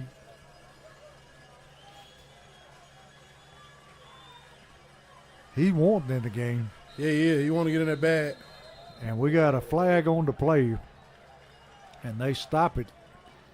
So you got to think that one's on the Yellow Jackets. Got an illegal procedure, Springfield, so going to put us behind the chains. Going to be second down at about 14 for a first down.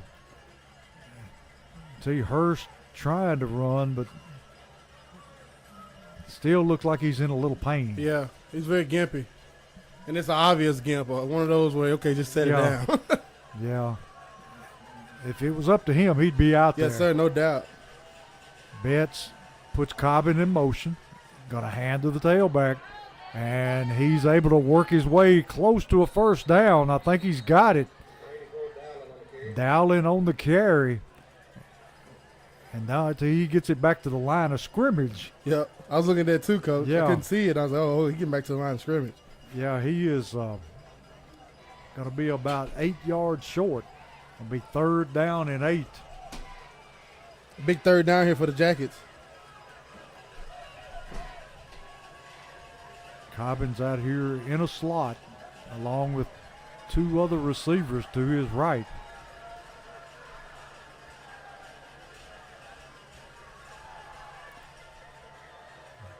Betts almost able to pull a defensive man into the line of scrimmage. He runs and got a flag coming in. Maybe a face mask, Coach. Yes, it might be. Jackets may have got lucky right there, got a free first down. Got a personal foul or a holding on Springfield. Ooh, wasn't expecting that one. I don't know about that one. And they're going to decline it, making it fourth down and about, well, let's just say 10. So Springfield bringing Sanganez on to kick it away.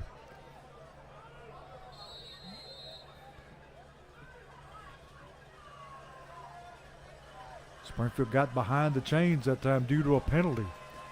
High snap, kicks away. And nice high end over end kick. Going to take a Springfield bounce. Going to roll down inside the 20-yard line to about the 19. 9:34 in the second half. 21-13 Springfield.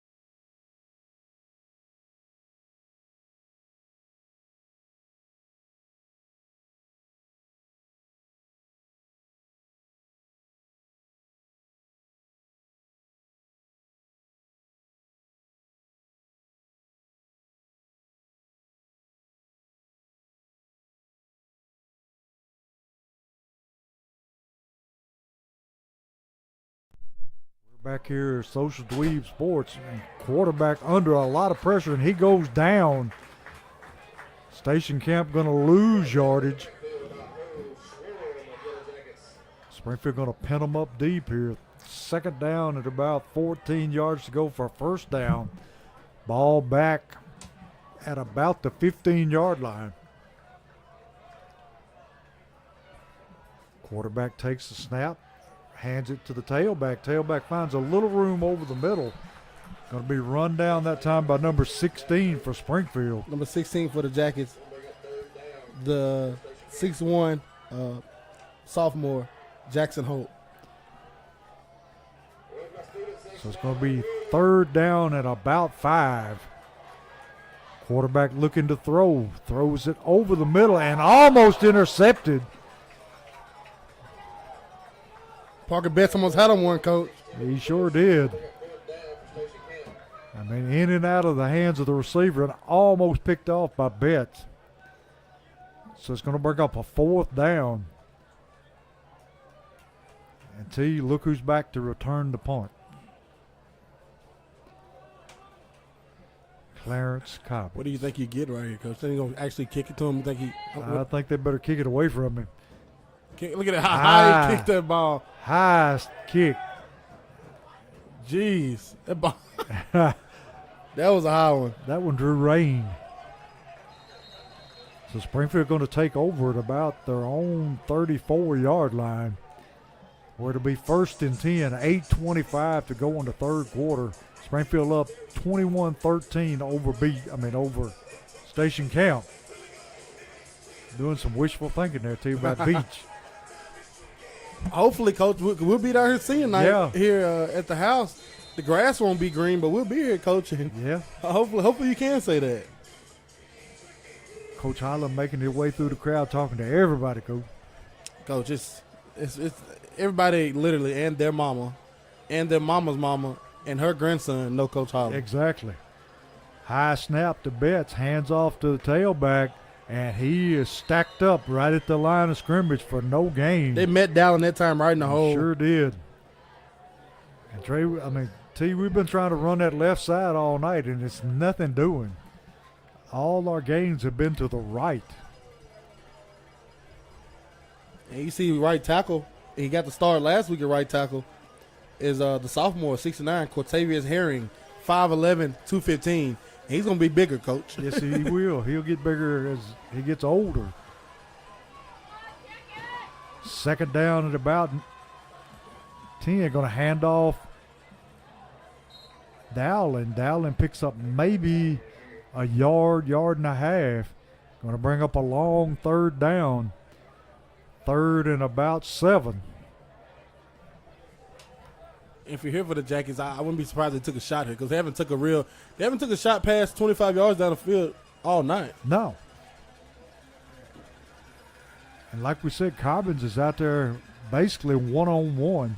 Cobbins is out there in the backyard playing football tonight, Coach. Yeah. With him, his dad, and his brothers. Got Pettis out there too.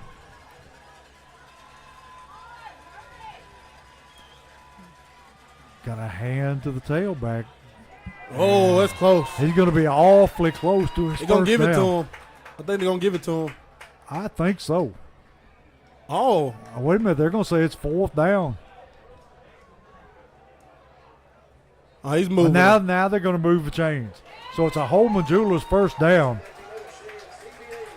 I thought he was awfully close. Yeah, he had at last final fall over. He fell right on the first down marker. So Springfield first and 10 from their own 44-yard line. Springfield ahead 21-13, 6:32 in the third quarter.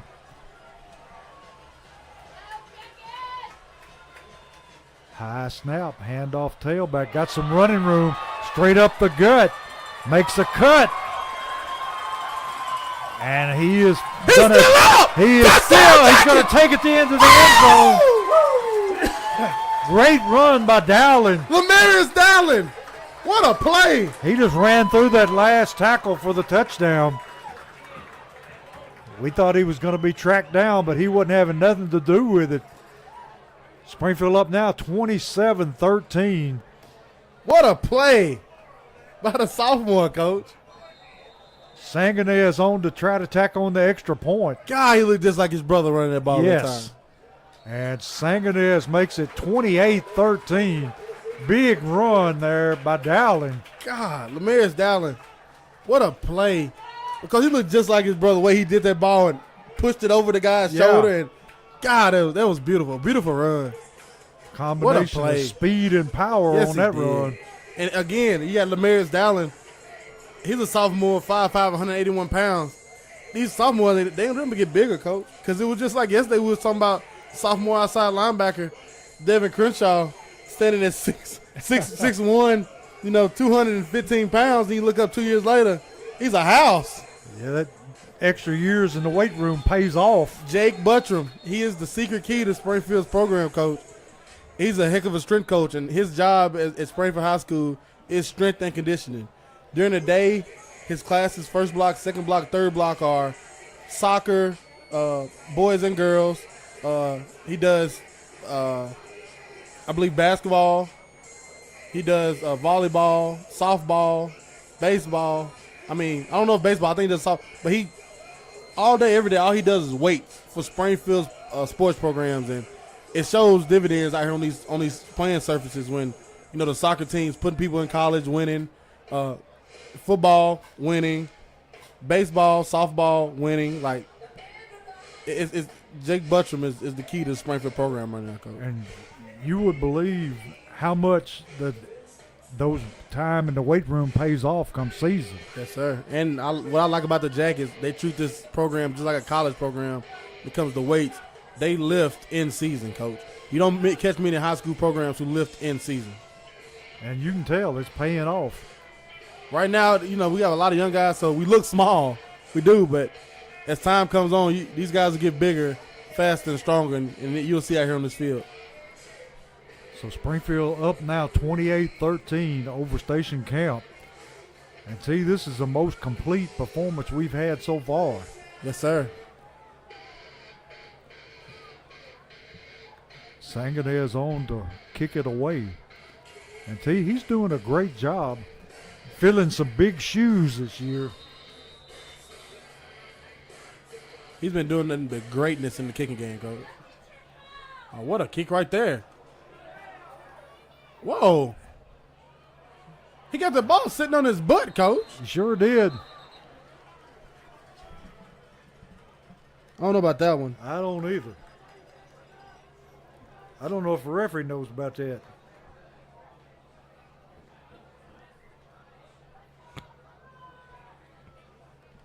So Station Camp sitting in good field position.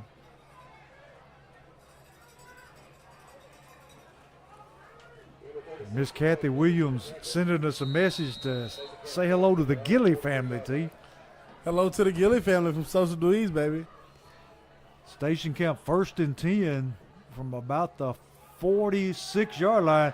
And quarterback Duru in with a sack along with Max Baldwin. What a play by Duru Smith.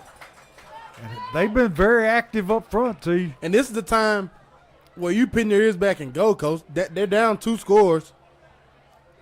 Clock ticking. The Jackets had a beautiful drive there, to score that last time. They're going to be passing the ball now. We've been thinking they was going to. They're going to have to. Dropping back, looking to throw. Hits man over the middle. Making people miss. Still on his feet. And going to be brought down in Yellow Jacket territory at the 35. And the left-handed quarterback put that one on the money that time. Tackled by number 5, the sophomore, Jeremiah Beard. And see, I don't understand why they hadn't been throwing the ball before now. That's their game plan. I don't know why today they decided to change it. Quarterback in the shotgun. Looking to throw again. Under pressure, throws it over the middle and just a little bit high. And overshoots the tight end, dragging over the middle. And that's going to be 2nd down and 10. And see, every time he drops back to to pass, he got people in his face. Yeah, he does. And that's what you want with these Jackets. Don't give them time to get comfortable back there and get on this target and throw that ball. Make them feel you. Oh, And we whoa. have to have a flag on that one. I think you're going to have illegal procedure against Station Camp. And that's what we got. Going to move them back 5 yards. Going to be second down 15. 5:11 to go in the third quarter. Springfield up 28-13.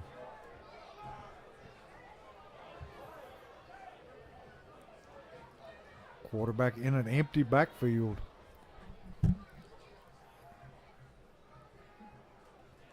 Play clock running down. Quarterback gets it off. Throws it deep over the middle and broken up there by Clarence Cobbins. Put that helmet in his back, coach. Sure did. Jarred him where he couldn't catch a football. It's the Clarence Cobbins game. He's all over the place. Yeah, he is. Offense, defense, special teams. He's doing everything but coaching. Not to toot my own horn, coach, but you read my preseason breakdown of this Yes, team? sir. Everything I wrote in there is spot on. This is that night where Clarence Cobbins looks like the best player on the field. Quarterback looking to throw. Has to get rid of it quick. Up in Oh! the air. And it was tipped. Woo! You can't. Almost intercepted. You don't get gifts as good as that, coach. No, you don't. Not in September, at least. So it's going to be 4th down and 15. Station Camp bringing their punter on again. And the Jackets playing this one safe. Nobody back to return the kick. Make some noise, Yellow Jacket fans.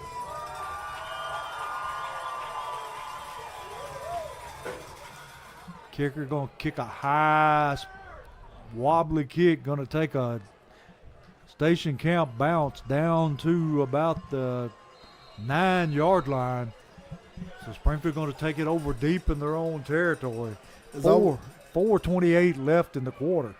As always, like they got great sponsors.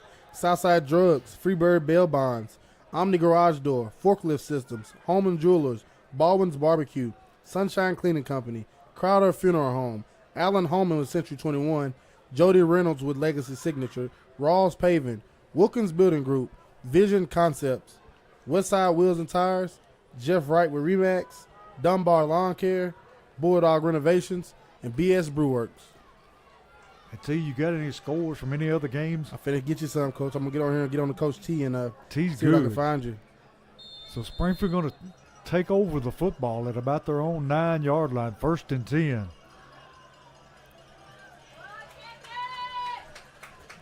Betts in the shotgun. Gonna hand to Dowling. Dowling bangs away from maybe a yard.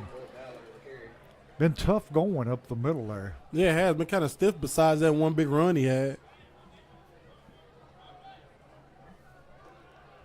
So it's 2nd down and 9 from about the 10-yard line.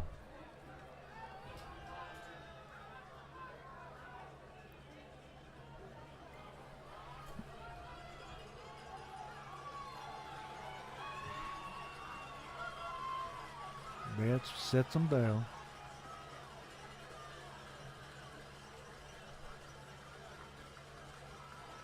Letting the play clock wind down. Got a hand to the tailback again. And very short gain again. Going to bring up 3rd down. And about 8.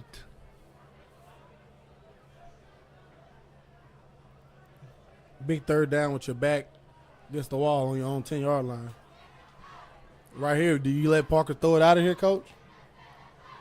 I wouldn't be afraid to throw a screen because they're coming awfully hard. Yep. And we hadn't seen one all night. Something safe. Yep, yes, sir.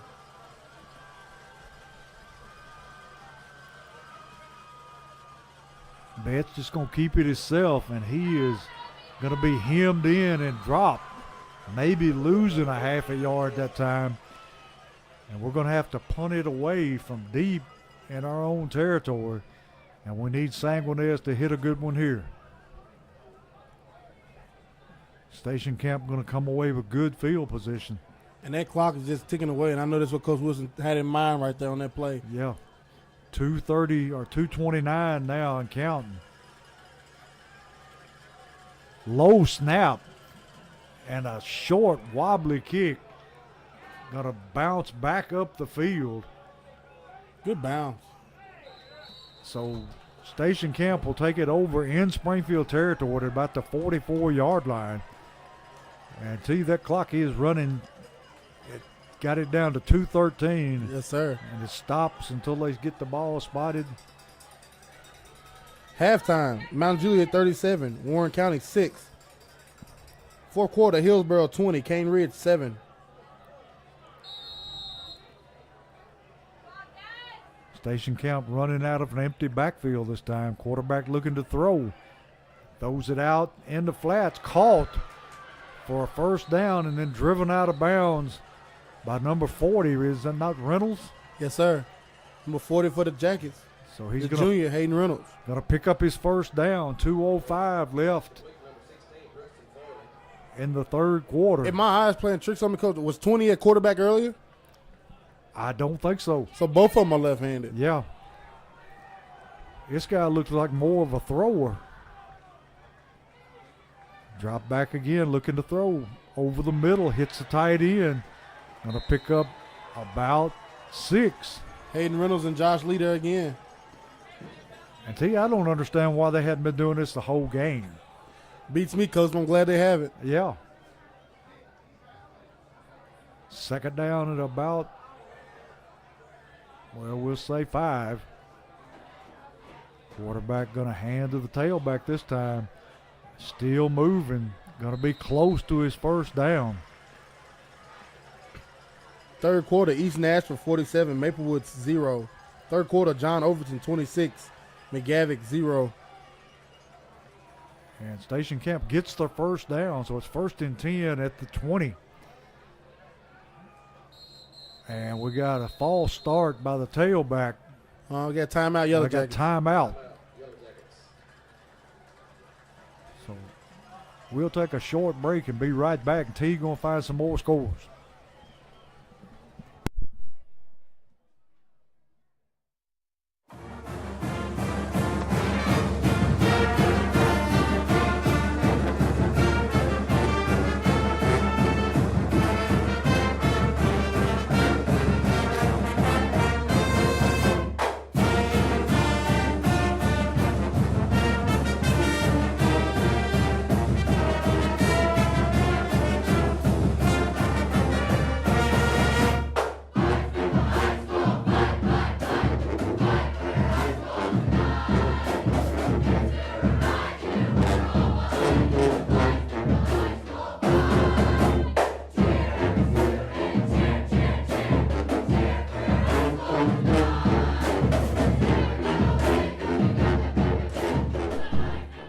Back here with Social Dweebs. 1st and 10. Station Camp, long pass over the middle, caught, and he takes it down close to the 1-yard line. And they look much better throwing the ball than they have all night. Yeah, they do. Quarterback picks up the low snap, going to run it himself, and takes it down and into the end zone for a Station Camp touchdown.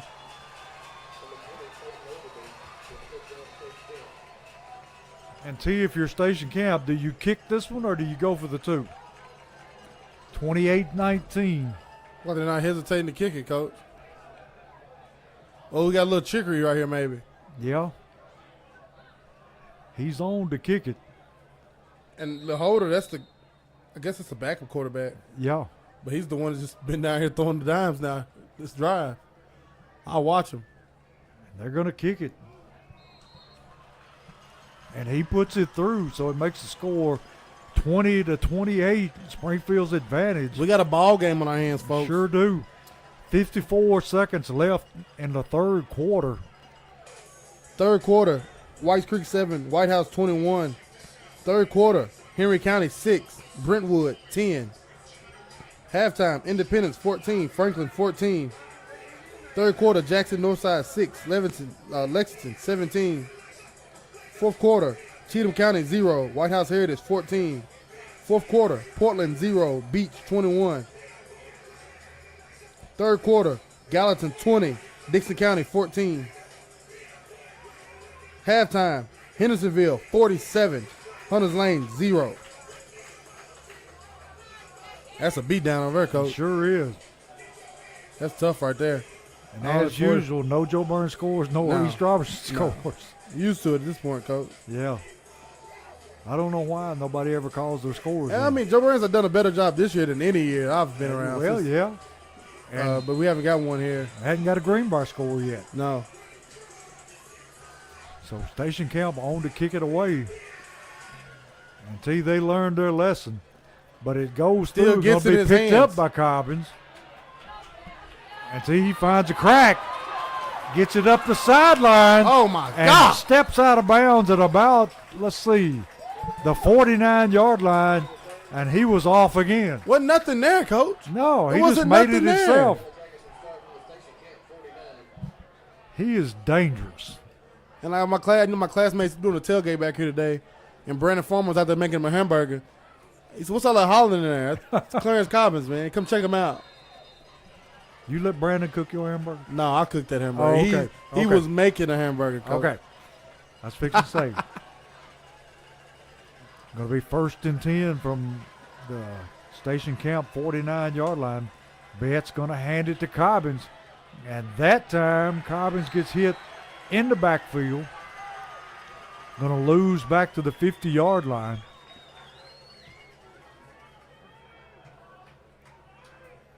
And see, our offensive line not doing quite as good a job as they were in the first half. No, you know, the Station Camp 3-man front is starting to settle in.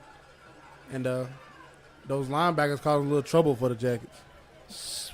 14 seconds and counting left, and Springfield may just let this run out and take it to the fourth quarter.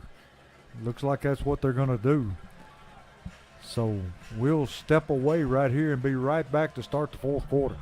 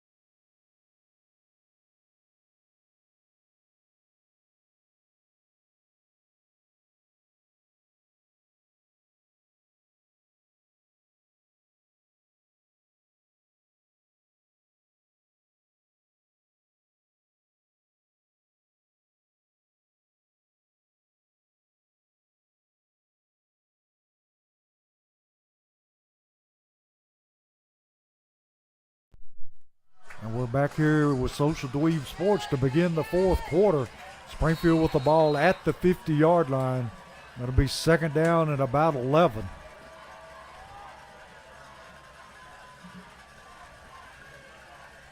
Betts takes the snap, hands to Dowling. And Dowling going to move ahead, gets it back to second push there, gets it across the 45-yard line. Dowling refusing to go down. I think he had a little help from his lineman that time. He did. Going to be third down at about 5 from the 44-yard line of Station Camp. And the Jackets again in no rush, Coach. No hurry whatsoever. Big third down here for the Jackets. This momentum you've had is kind of squandering away, Coach. Got Cobbins in the slot to the left, along with Pettis. Going to put him in motion across the set. Low snap. Betts under pressure. Throws it, trying to get it to Cobbins. No deal. Throws it short. Going to bring up fourth down and 5. And I think we'll see the Yellow Jackets punt it away here. Coach. They leaving the offense on the field. And it's not one of those situations where they do the hard count and try to get him to jump. No. This is more than fourth. Oh, is it right at 4th and 5? Yeah, it's fourth down and 5. I thought it was more than 4th and 5. Well, here we go. Running somebody on at the last minute. Cobbins yelling for somebody else. And Springfield going to have to take a timeout to get things sorted out. Had a man on the sideline that was supposed to be in the game. See if I can find you some more scores here, Coach. All right. Got a lot of action going on in our region. Yeah, we do. And I'm interested in that Henry County score. I'm trying to update it and see what I got here. Sound like Hendersonville putting a whooping on somebody.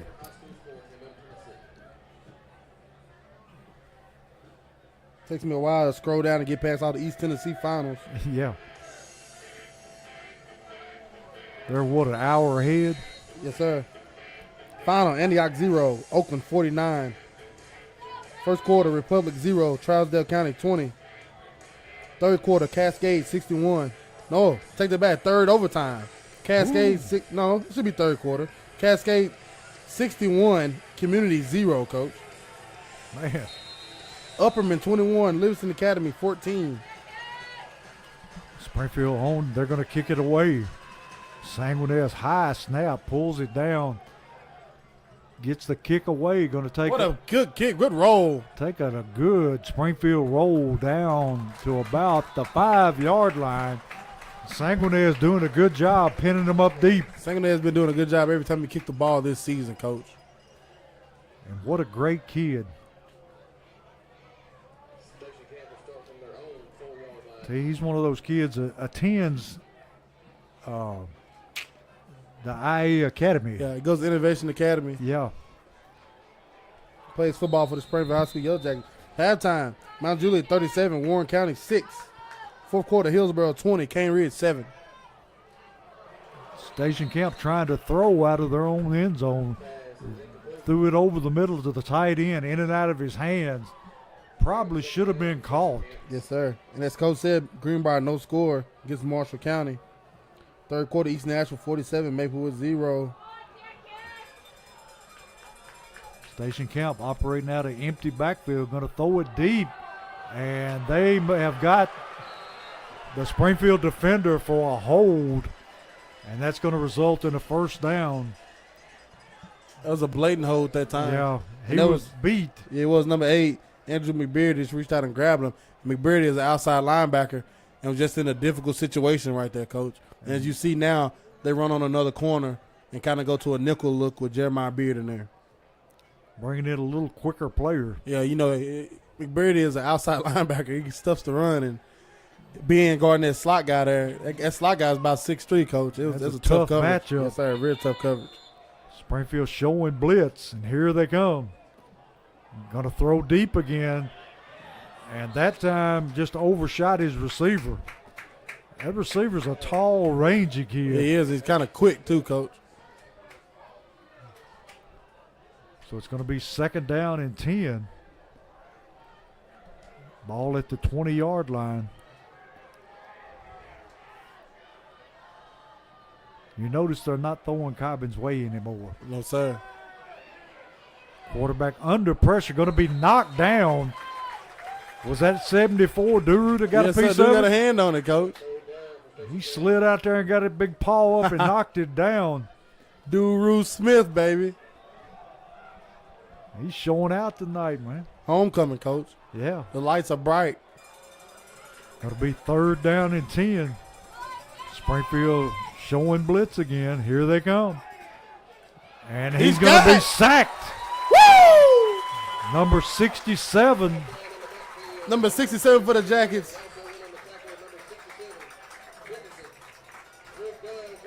Tywan Dickerson. So he's going to throw him for a big loss. Going to be 4th down and about 20. Hayden Reynolds got mixed up in that one too, Coach. Yes, he did. That was a great play there by the Jackets.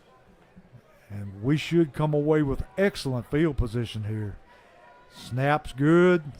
High spiral kick. What a kick. And going to go out of bounds at about the 44-yard line of Springfield, where we'll have the football 1st and 10. 9:50 to go in the 4th quarter. 28-20 Springfield.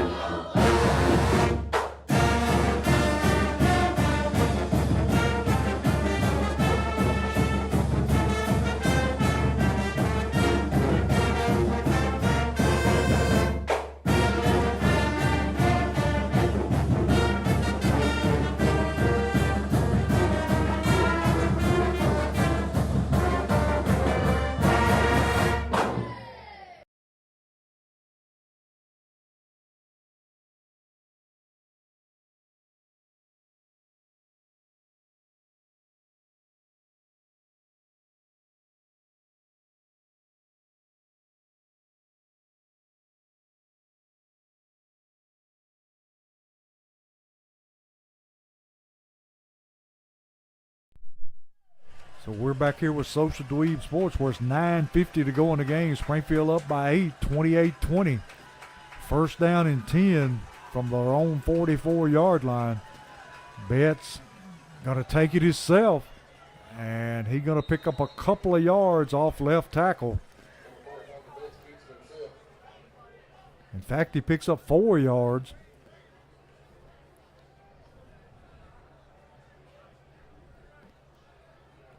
There's a little something to the left side of that line, Coach. Yeah.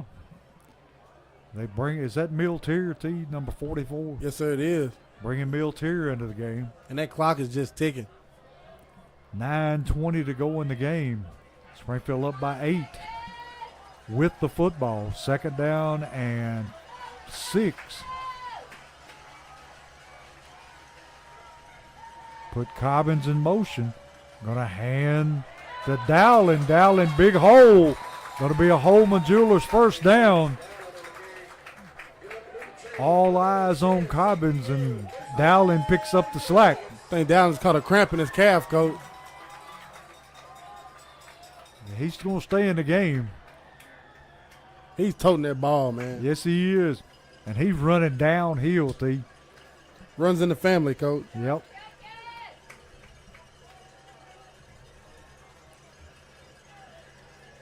It'll be 1st and 10 at about the 43-yard line of Station Camp. Betts hands to Dallas. We got a flag coming in.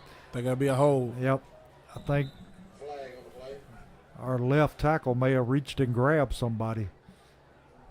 And that's exactly what it is, a hold. So going to move us back.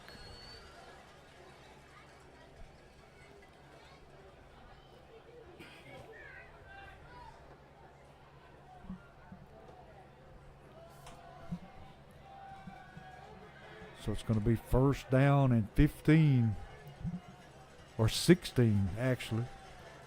The Jackets is again, coach, not what you want. You want to stay on schedule. Exactly. Can't afford these little ticky-tack penalties. I think one more score, ice this one away. Yes, it will. Or it'll go a long way, let's put it that way. First down, 17 to go. Going to hand to Cobbins on the jet sweep, and he is going to be tackled behind the line of scrimmage for a loss. That time they shot a linebacker, and they caught him right into play. I think they figured that one out, coach. Yes, they did. Like I've seen that before. And they blew it up in the backfield. Going to be second down, 21. 7:32 left in the game. I'd love to see them try either Pettis and Cobbins on a go route. Either one. Like I said, the Jackets haven't threw a ball past 20 yards all night, coach. Yeah. I dare say that he or Pettis, either one, can beat his man. Playing pretty far off right now. Yeah, they're giving him a big cushion. Hand off to Dowling. And he drives ahead, picking up about 5-6 yards. That was Philippe that time. Joshua Philippe on the carry. Was that Philippe? Yes, sir. Yes, it is. I think Dowling. Still going to be 3rd and 16. 6:49 and counting on the clock. Springfield milking it for all it's worth. Dowling over here catching his breath, coach. Yeah. He deserves it. I used to go to the sideline in college. I'm drinking almost a half a bottle of Gatorade bottle, coach. Yeah. Gonna hand to Philippe. Got some room. Philippe gets it back to the line of scrimmage. And then some. Gonna be 4th down. It's just something about getting that Gatorade bottle with that, and it's frosted on the outside. And Oh, man. you hear that crushed ice in there. I'm just drinking that water like it's. And Springfield, They're gonna do that quick kick again. they're gonna do the quick kick, I would bet you. Is that Pettis? Yeah, it is. They're going to try to draw him off, and there he is, going to quick kick it. Nice high end over end kick. Pretty beautiful Very kick here by nice. Pettis. Pettis has pulled that off more than once. Yeah, he has, and it's every time he hits it perfect to go about at least about, I don't know, it goes high as the lights. Yeah. And it goes about 30 yards. Got a lot of hang time. 5:46 left in the game. If Station Camp's going to do something, they better do it on this drive. Because I feel the Jackets get the ball back. You're not seeing that ball again. They're going to set on it. Looking for you some more scores. Out of Memphis. Memphis East 6. Hardin County 41. Next week, it's going Centennial. Centennial come in next week 3-0. Actually 4-0. They won tonight 35-0 against James Lawson. Never heard that school before, coach. Centennial always tough, especially when you go to Centennial. Centennial schedule this year, they beat Franklin week 1 34-14. They went to Summit and beat them 42-0 week 2. At Independence in overtime week 3 29-23. And tonight at Lawson 35-0. Lawson came into the game undefeated in I believe that would be they're in 6A with Centennial. That was a region game for them. So no real easy games on the schedule, and they're still 4-0. Yep, and next week they'll be welcoming the Springfield Yellow Jackets to town, hopefully off a win. Yeah. And looking at their schedule, they don't see any, real competition besides Springfield until senior night They play Brentwood. And currently, That may be a battle. and currently Brentwood and Henry County are in a battle. Station Camp ready to throw the football. Woo! Under pressure, and he is drilled by Max Baldwin. Ooh, he's hurt, Coach. He smoked him. Max came free in the middle, and I mean, he laid the wood to him. He beat his man with an inside rush move, Coach, and beeline straight to that quarterback. Max, he's not a huge guy. 6'1", 198 pounds. He's quick. He got to him quick. He wasn't expecting Max to close that distance so fast. He put the wood to him that time. And it's going to be intercepted. And guess who it is? Jesus Christ. Cobbins. 2 interceptions, a kickoff return, a receiving touchdown. Clarence Cobbins, the man. If he doesn't get player of the week, something's wrong. If he doesn't get player of the week, I'm the garage may call me and tell me, hey, we're not doing this anymore. You're doing it wrong. Yeah, I'm talking about the player of the week like the Titans and all them people. Do they still do that, T? Yeah, they do. Okay. And it's on TV tonight, so Somebody Clarence bound to notice. Clarence Cobbins' door may be beat down by morning time, Coach. Yeah. So Springfield with the football.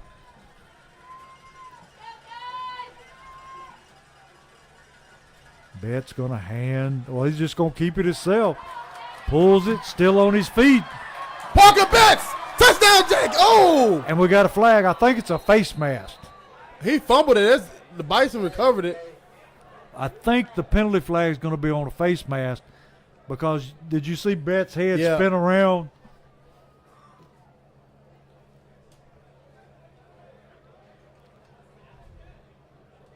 He snatched his head all the way around. And that was a heck of a run there by Betts. Yes, it was. Until he coughed it up at the end. I don't know what they're waiting to see. We got a conference going on among the officials. So, I think they're going to call trying to get Pettis for blocking the back. Would that be offset? Would we play it down? To be offsetting. And from the great Holly Taylor, said James Lawson High School replaced Hillwood High School. And they are in 6A in the same region as Centennial. Thank you, Miss Holly. So they just took over Hillwood High School? I'm guessing. Just changed the name. Lawson Lighton. Okay. That's different, Coach. You can play them, you got a lightning delay. Lawson Lighton. And they're still talking about this one. Would it be? Look, they're doing a lot of pointing too, Coach. Yeah, they the did. officials doing a whole That's lot of never pointing. a good sign when you see official pointing. They're all trying to figure it out right now. Well, let's see what we got. Got a personal foul, face mask on Station Camp. And then That's it. that's it. Why did it take so long to sort that out? So they'll move the ball, half the distance to the goal? Yes, sir. And they got me because I went back and looked at the play. I seen Yeah. a hit in the back. So they're going to move the football all the way down to about the 5-yard line, maybe the 4. And it's going to be first and goal. Dowling in the backfield. Betts going to hand it down. He's going to keep it, and he's just going to stroll in the end zone for the touchdown. Nice run and nice play calling that time by the Yellow Jackets. Makes the score 34-20 with 5:22 left in the game. So T giving herself a little breathing room here. Yes, sir. Sangonez on to try to make it a 15-point lead. T. Sangonez has been one of the pleasant surprises so far. Yeah, he has this season. He's been a weapon, Coach. Week in, week out. Oh, bad snap. Sangonez picks it up, going to try to run it in, and nothing doing. That time ball snapped up over the holder's head into the hands of Sangonez. and he had no choice but to run it. So the score going to remain 34-20, 5:22 left in the game. And we'll take a little short break and have the kickoff when we get back.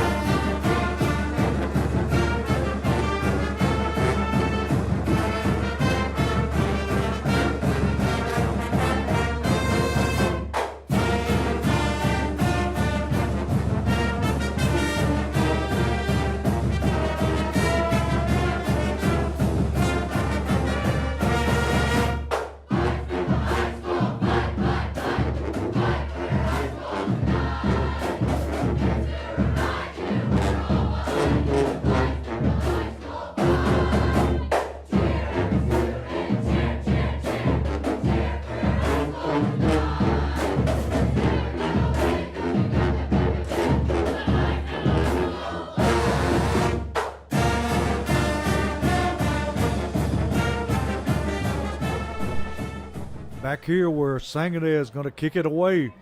Going to be fielded and run back by Station Camp out of bounds at about the 38-yard line. One of the Springfield players got blindsided, but he is up. I think that's number 55. Max Baldwin got hit. Max head went on the swivel that time, Coach. They got him. I don't think he ever saw that one coming. And Max's dad, what's Max's dad's name again, Coach? Oh, you hadn't asked me, I could have told you. He was part of that 93 team, too. Jeremy. Yeah, I think it's Jeremy Baldwin. Jeremy. He was out there tonight getting celebrated as well. I know it's nice for him to see his two boys playing football now. Station Camp throwing the football, get it out in the flats, missed tackle, and look who checks him down. Duru. But not before he gets the ball all the way down to close to the 40-yard line. Duru fell on his sideline. Number 4 said something to him. Duru got up jumping. Not a good man to be talking to. False start. And that has to be a false start. And Station Camp is just unraveling, even though they're getting big plays, Coach. Tell you what, Max Baldwin and Duru been putting pressure on that quarterback all night long. Yes, they have. 4:55 and clock starts. Springfield up 2 touchdowns. Quarterback looking to throw, throws it out in the flats. And he's going to take it down to about the 41-yard line of Springfield. Cobbins on the tackle. Going to be 2nd down and 10. Going to lay it up in the air. And that receiver pushed off and got by with it and makes the catch down around the goal line. We're right at the 1, Coach. I'm telling you. Again, excuse our camera. We can't get over there. The man just reaches out with one hand and pushes him in the chest and makes the catch. And there's no call. So Station Camp in business at the 1-yard line. Quarterback hands the eye and he gets stuffed. That's number 16 and number 8 on the tackle for Springfield. That's Holden McBeardy. They meet him in the backfield and throw him back for a loss. Now it's going to be 2nd down, goal to goal from the 2. 3:46 left in the game. Station Camp just going to hand it to the tailback and nothing doing. Number 16 in on the play again along with Duru. And now it's 3rd and goal from the 5. 3:24 and counting. Station Camp looking, throws it over the middle, and it's caught. And did he score, T? Yes, sir. Touchdown, Bison. Touchdown. We're having trouble seeing the other end of the field. So they cut the score 34-26. trying to bring it back to a one-score game with the extra point. Snaps good, kicks up, and the kick is true. So with 3:14, we're back in a ball game. 34-27. And T, I would think that they would onside kick this one. 3 minutes left. They're going to try to get that ball back. Yeah. Got to get the hands team on the field.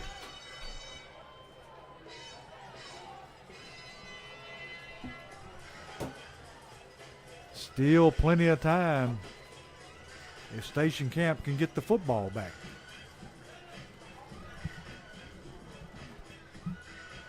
And T, I still think that was offensive pass interference. He definitely pushed off to get open. Yes. But either way, it's 34-27, 3:14 left in the game. Making it a lot closer than what it was. Coach Wilson looks like he's putting the hands team in.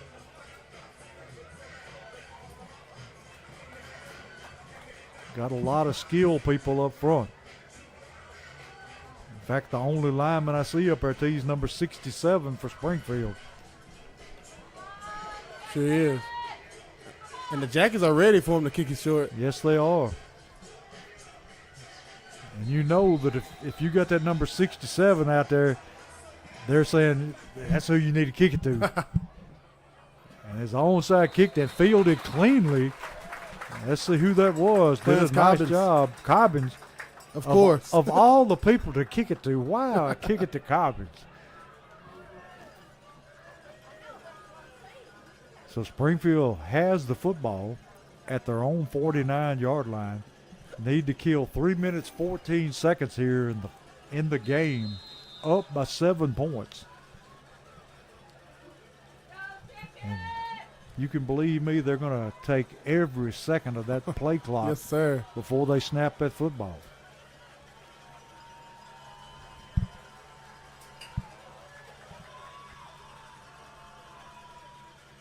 Got a hand to Dowling, and he's going to pick up about 5 yards on first down. You better wrap Dowling up because he's going to break another one. Yes, he will. He runs the ball hard.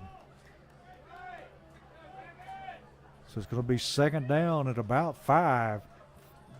Clock now at 3:06. And I think Station Camp's called timeout. Yeah, they have. Station Camp got 2 timeouts left, if I'm correct. So, T, it's all about clock control and ball control at this point. And if you're the Jackets, just get it as you go and just literally. If Coach Wilson, I already know he's saying the huddle right now. If you know you feel like you can get more, I understand it, but don't. Yeah. Hold on to that ball and get down. Yeah, you get hit. Don't be struggling and lose it at a fumble. Yes, sir.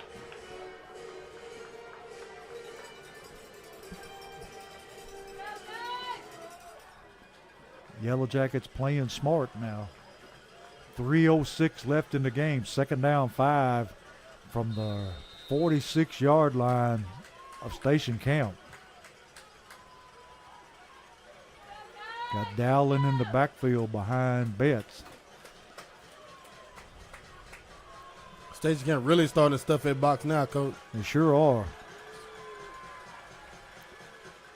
Dowling with the football, and he goes down, going to take a loss that time. And Station Camp calls timeout immediately. 3:01 left now.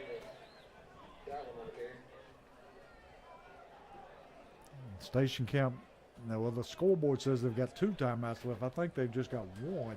I do too. 1 left for him. Have to use it very, very wisely. Springfield makes another first down, going to make it awfully hard on Station Camp. If you're the Jackets hit 3rd and 8, Coach, long way to go. Yeah. And you know on 4th down, they're going to be coming after that punt. Yes, sir.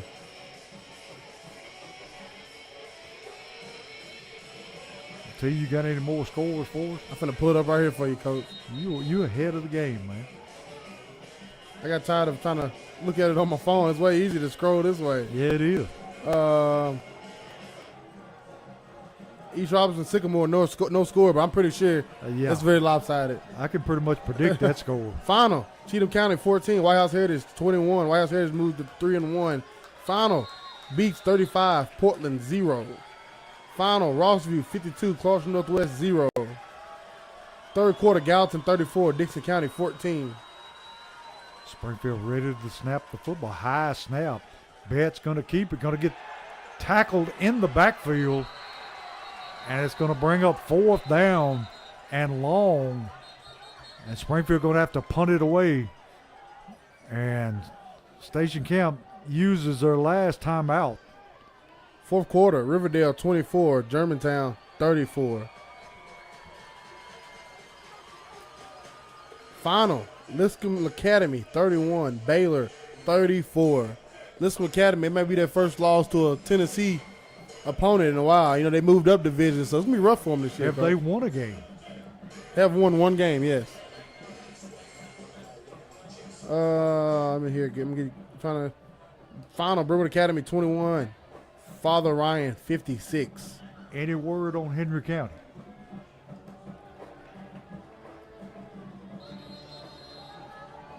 Final, I told you Portland 0, Beach 35. Final, Henry County goes to Brentwood and loses. Henry County 14, Brentwood 17. That says a lot for Brentwood. Sangonez bobbles the snap, gets the kick away, What a kick. and it takes a Springfield roll all the way down to about the 12-yard line. Station Camp going to have 2 minutes, 40 seconds left to work with and no timeouts. And now's the time you be great, Coach. 2 minutes and 40 seconds left in this game. Know they're going to be throwing the ball. Clarence Cobbins, go get your third interception of the night and become a legend. Yes, and those linemen up front can lay their ears back and go get that Yes, quarterback. sir. So Duru, Baldwin, all that bunch up front are going to go after this quarterback. And here they come. And he is blasted, gets a pass away, caught by number 46. And for a first down, Station Camp in a hurry up to get to the ball.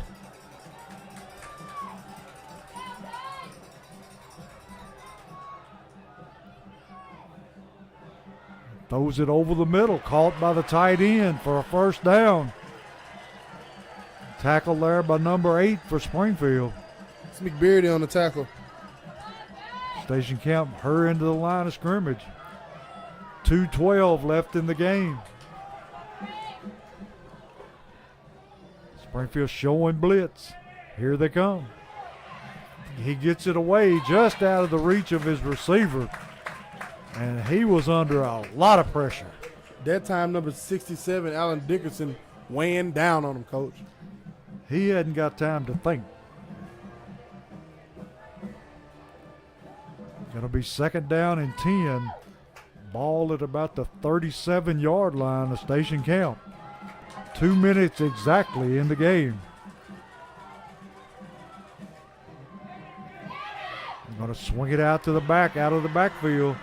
And he's going to take it out to about the 44-yard line. Hayden Reynolds put his helmet on him, Coach. Sure did.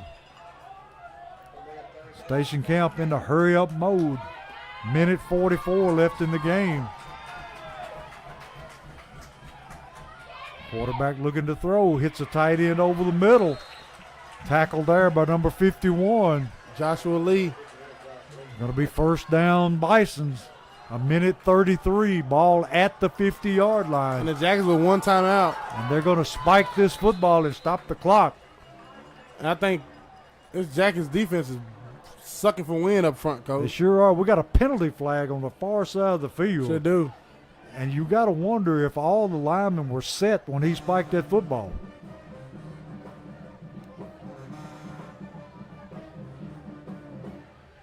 We'll just have to wait and see. The officials are in the conference right now.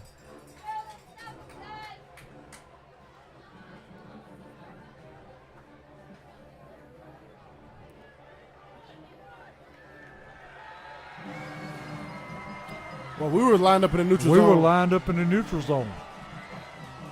So, be 1st and 5 now. 1:28 left in the game. Station Camp driving. Springfield showing blitz. And here they come. Pass over the middle, and we got a pass interference call. I thought McBeardy played that nice. I thought he did too. I thought he played that nice. They're going to say it's pass interference. That's going to stop the clock with 1:19. Give them a first down. This one turning into a nail biter, too. Yeah, it is. I love it, Coach. I love it. Ball now at the 30-yard line. 1:19 left in the game. That looked like a false start. About like last night with the Chiefs, Coach. Yeah. A lot of pressure on the quarterback. He throws it short. Looking for his man over the middle. Until you would think they would be throwing to the sidelines with no timeouts and 1:19 seconds left. They're hoping that, the Jackets defend towards the sidelines and something comes open in the middle. Yeah. Quarterback looking to throw. Throws it over the middle again. Caught. And going to be hit there right at the sticks. 1:12 left. And Station Camp on the drive. They pick up another first down. Ball now at about, what is that, T? About the 20? 18-yard line. And we got another penalty flag on the ground. We'll see what this is. Offside, Springfield. How? He spiked the ball. It's the same official on the same side. Can we get a number? That's what I'll be pleading for. Give me a number. Yeah, let me know who it is. Station Camp, 1st and 10. At about the 15-yard line. 1:08 left.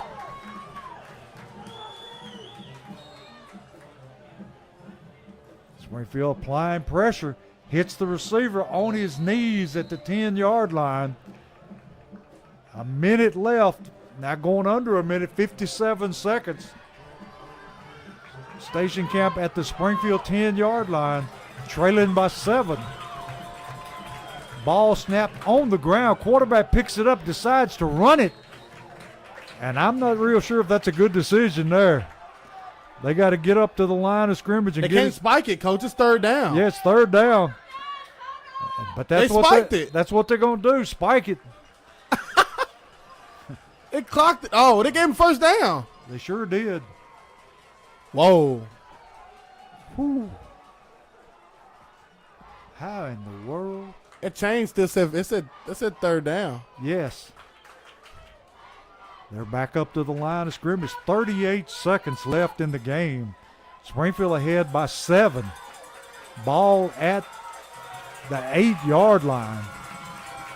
Low snap. Quarterback has to fall on it. There's no timeouts for Station Camp. They're going to have to get to the football quickly. 28 seconds and counting. And it's 3rd down. Using up a lot of clock here. Another low snap. They throw it over the middle and it's caught. Let's see what we got. They got a flag. Yep. Got a false start against Station Camp.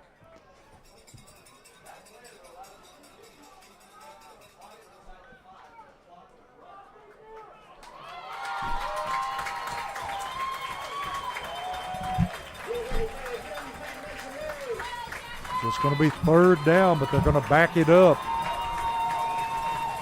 But that does stop the clock for a while, letting them get set. Springfield crowd getting into it, Coach. We're at the house. We're in the nest, baby. 3rd down and 17. Going to throw it up to the corner. And no good. Clarence Cobbins corner.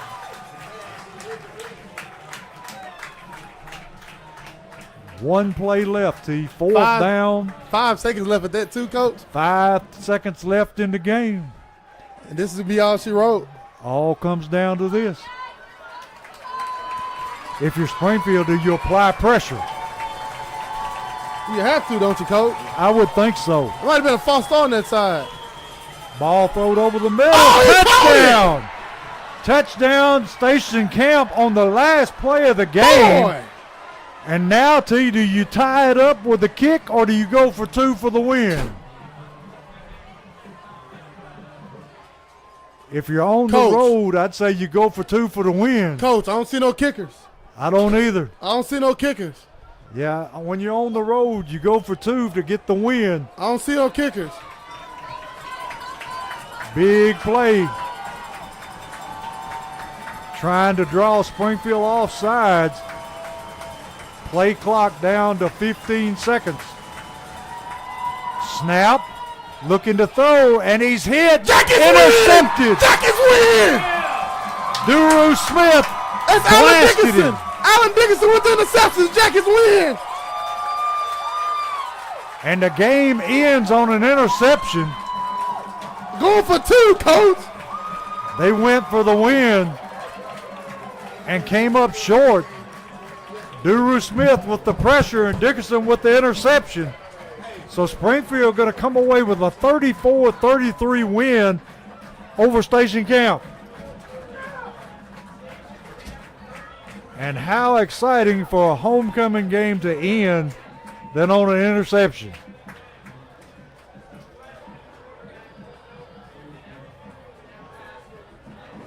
And T just ran out the booth.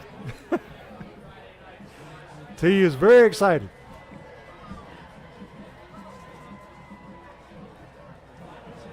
A great football game. Coach, every time we've seen overtime in this stadium, if you think back to it at 2019 season, when they went to state, we saw those overtime games, but we didn't get to do the video. That's right. We only got to do the audio in the playoffs. That's Yeah. before, we got the good sponsors to do the playoffs. That's before then. That was our second season broadcast, and we got to do audio only, and the Jackets fans never got to see them overtimes. And then last year, Henry County, Yep, they went for 2 and made it. sure did. It's exciting football, and you love to see it. Yeah. But I'm telling you, Duru was sitting in that man's lap and caused that interception. Yeah, he did. What a play. What a play, what a play. Great win by the Jackets. Out here on homecoming. I tell you what, Duru and Max Baldwin created havoc all night on a pass rush. At will, Coach. All night they rushed the passer. And that kind of, when you have good pass rush, it helps the back end. Yes. You don't have to go, you don't have to cover for long. And they did a great job tonight on, definitely in the second half when it came to them obviously having to pass the ball, being behind. The Jackets pinned their ears back, and Duru Smith and Max Baldwin did a great job. And then at the end there, Alan Dickinson did a great job. And Yes, he did. And he got the interception there at the end to seal it. So Springfield gets back in the win column now. Yes, sir. First win since week 1, Coach. And that's what you need. Home cookie, come home. Jackets undefeated this year at home. Only had 2 home games, week 1 against Greenbrier and week 4 here against Stage Cap at homecoming. And then the Jackets finna hit the road. Last week, last 2 weeks been on the road. Home tonight for homecoming. The Jackets back on the road the next 2 weeks at Centennial and at Portland. Yeah, Centennial, not an easy place to win. No, it's not. And Centennial coming in next week undefeated and want to defend home turf. And I won't be surprised if next week will probably be Centennial's homecoming, Coach. More than likely. And we'd like to see a lot of people head out to Franklin. Yes, sir. And support the Yellow Jackets because I know what kind of atmosphere they're going to have at Centennial. Yes, sir. We ask everybody to travel with us. Leave. You can leave regular time. It's a quick 50-minute drive. Not long at all. Once you go on the interstate and you ride through Nashville, you get through literally passing Brentwood. It's right off the interstate, right there behind the Jury Hotel. You don't even have to go. You literally have to go 2 lights off the interstate. Yeah. You can see the stadium from the interstate. The only bad thing is that Nashville traffic. As long as you get through that, you're good. Yeah. My advice would probably be go towards West End way and go back that way, and you'll be there in no time. Cut some music on, you'll be there in no time. You get to see the Jackets on turf next week against a very good 6A opponent. So the Yellow Jackets able to pull one off tonight, hold off the Station Camp Bisons at the end. And great performances tonight by Clarence Cobbins. Yes, sir. Clarence Cobbins had a night. The 2 defensive linemen we mentioned, Max Baldwin and Duru Smith. They played lights out all night long. Yes, sir. The Jackets had a great game, and then for number 84, Demarius Dowling had a night, Coach, Yes, offensively. he did. After Jaden Hurst went down there in the first half, and I'm just so proud of this team, proud of their accomplishments, Coach. And tonight they licked their wounds and got a win, and we're gonna take it easy, bro. We're gonna celebrate this a little bit, overnight, 24 hours, as Coach saying, and then get ready for Centennial. But great homecoming win, great atmosphere tonight. So proud of the Springfield faithful filling this place up tonight, Coach, and seeing a great ball game and celebrating the 1993 team and homecoming and all the reunions. It's been a great night with you, Coach. And T, as always, it's been a pleasure to be up here in the booth with you, and we wish everybody a good weekend and hope to see them at Centennial next week. Hope to see them at Centennial next week. And Sunday, I can't wait, because Baltimore Ravens football time, baby. Who they got, T? Got the Texans at home. Good luck to any Mark Texans. that one up as a win, T. I hope everybody stays healthy, because somebody might die out there on that field. Gonna be a little warm, huh? Yeah, it's gonna be a dangerous defense after the Ravens throw out there. I hope. And the Titans open up in New Orleans. In New Orleans, yes, it'll be a tough game. It's football time. We finally get a first week of high school football, college football, NFL football. Yep. And T, who does TSU play tomorrow? We're in Memphis, John Merrick Classic. I think you can. I know John Merrick Southern. I'm sorry, not John Merrick Classic. Southern Heritage Classic in Memphis tomorrow, 6 p.m. kickoff. I know on if you check out Southern Heritage Classic on YouTube, they broadcast the game on YouTube. No commentating, but it just be audio from the stadium. I love it. I watch it every year. And so we got football all over the place tomorrow. Yeah. Vanderbilt plays at 9 in the morning. Woo-wee, Coach. They play on the ACC network. Play Wake Forest. Jesus. So got 2-2-0 teams going at it, and then Tennessee plays Austin Peay. Yeah. And then you got the big game tomorrow night, Alabama and Texas. Can't wait to see that. It's in Tuscaloosa this year too, Coach. I think Nick Saban didn't like how things went in Texas last year. He's going to be hyped up tomorrow and have his team ready to play ball in Tuscaloosa. I think they'll play with an edge this year, too. Got something to prove. Yes, they will. And if tomorrow evening you got nothing to do, cut on Southern Heritage Classic on YouTube and catch out Springfield faithful and Springfield alum Dayron Johnson, yes. number 5 for Tennessee State. He'll be out there returning kicks, playing receiver, and I'm excited to see him. He had a big kickoff return last week against Notre Dame.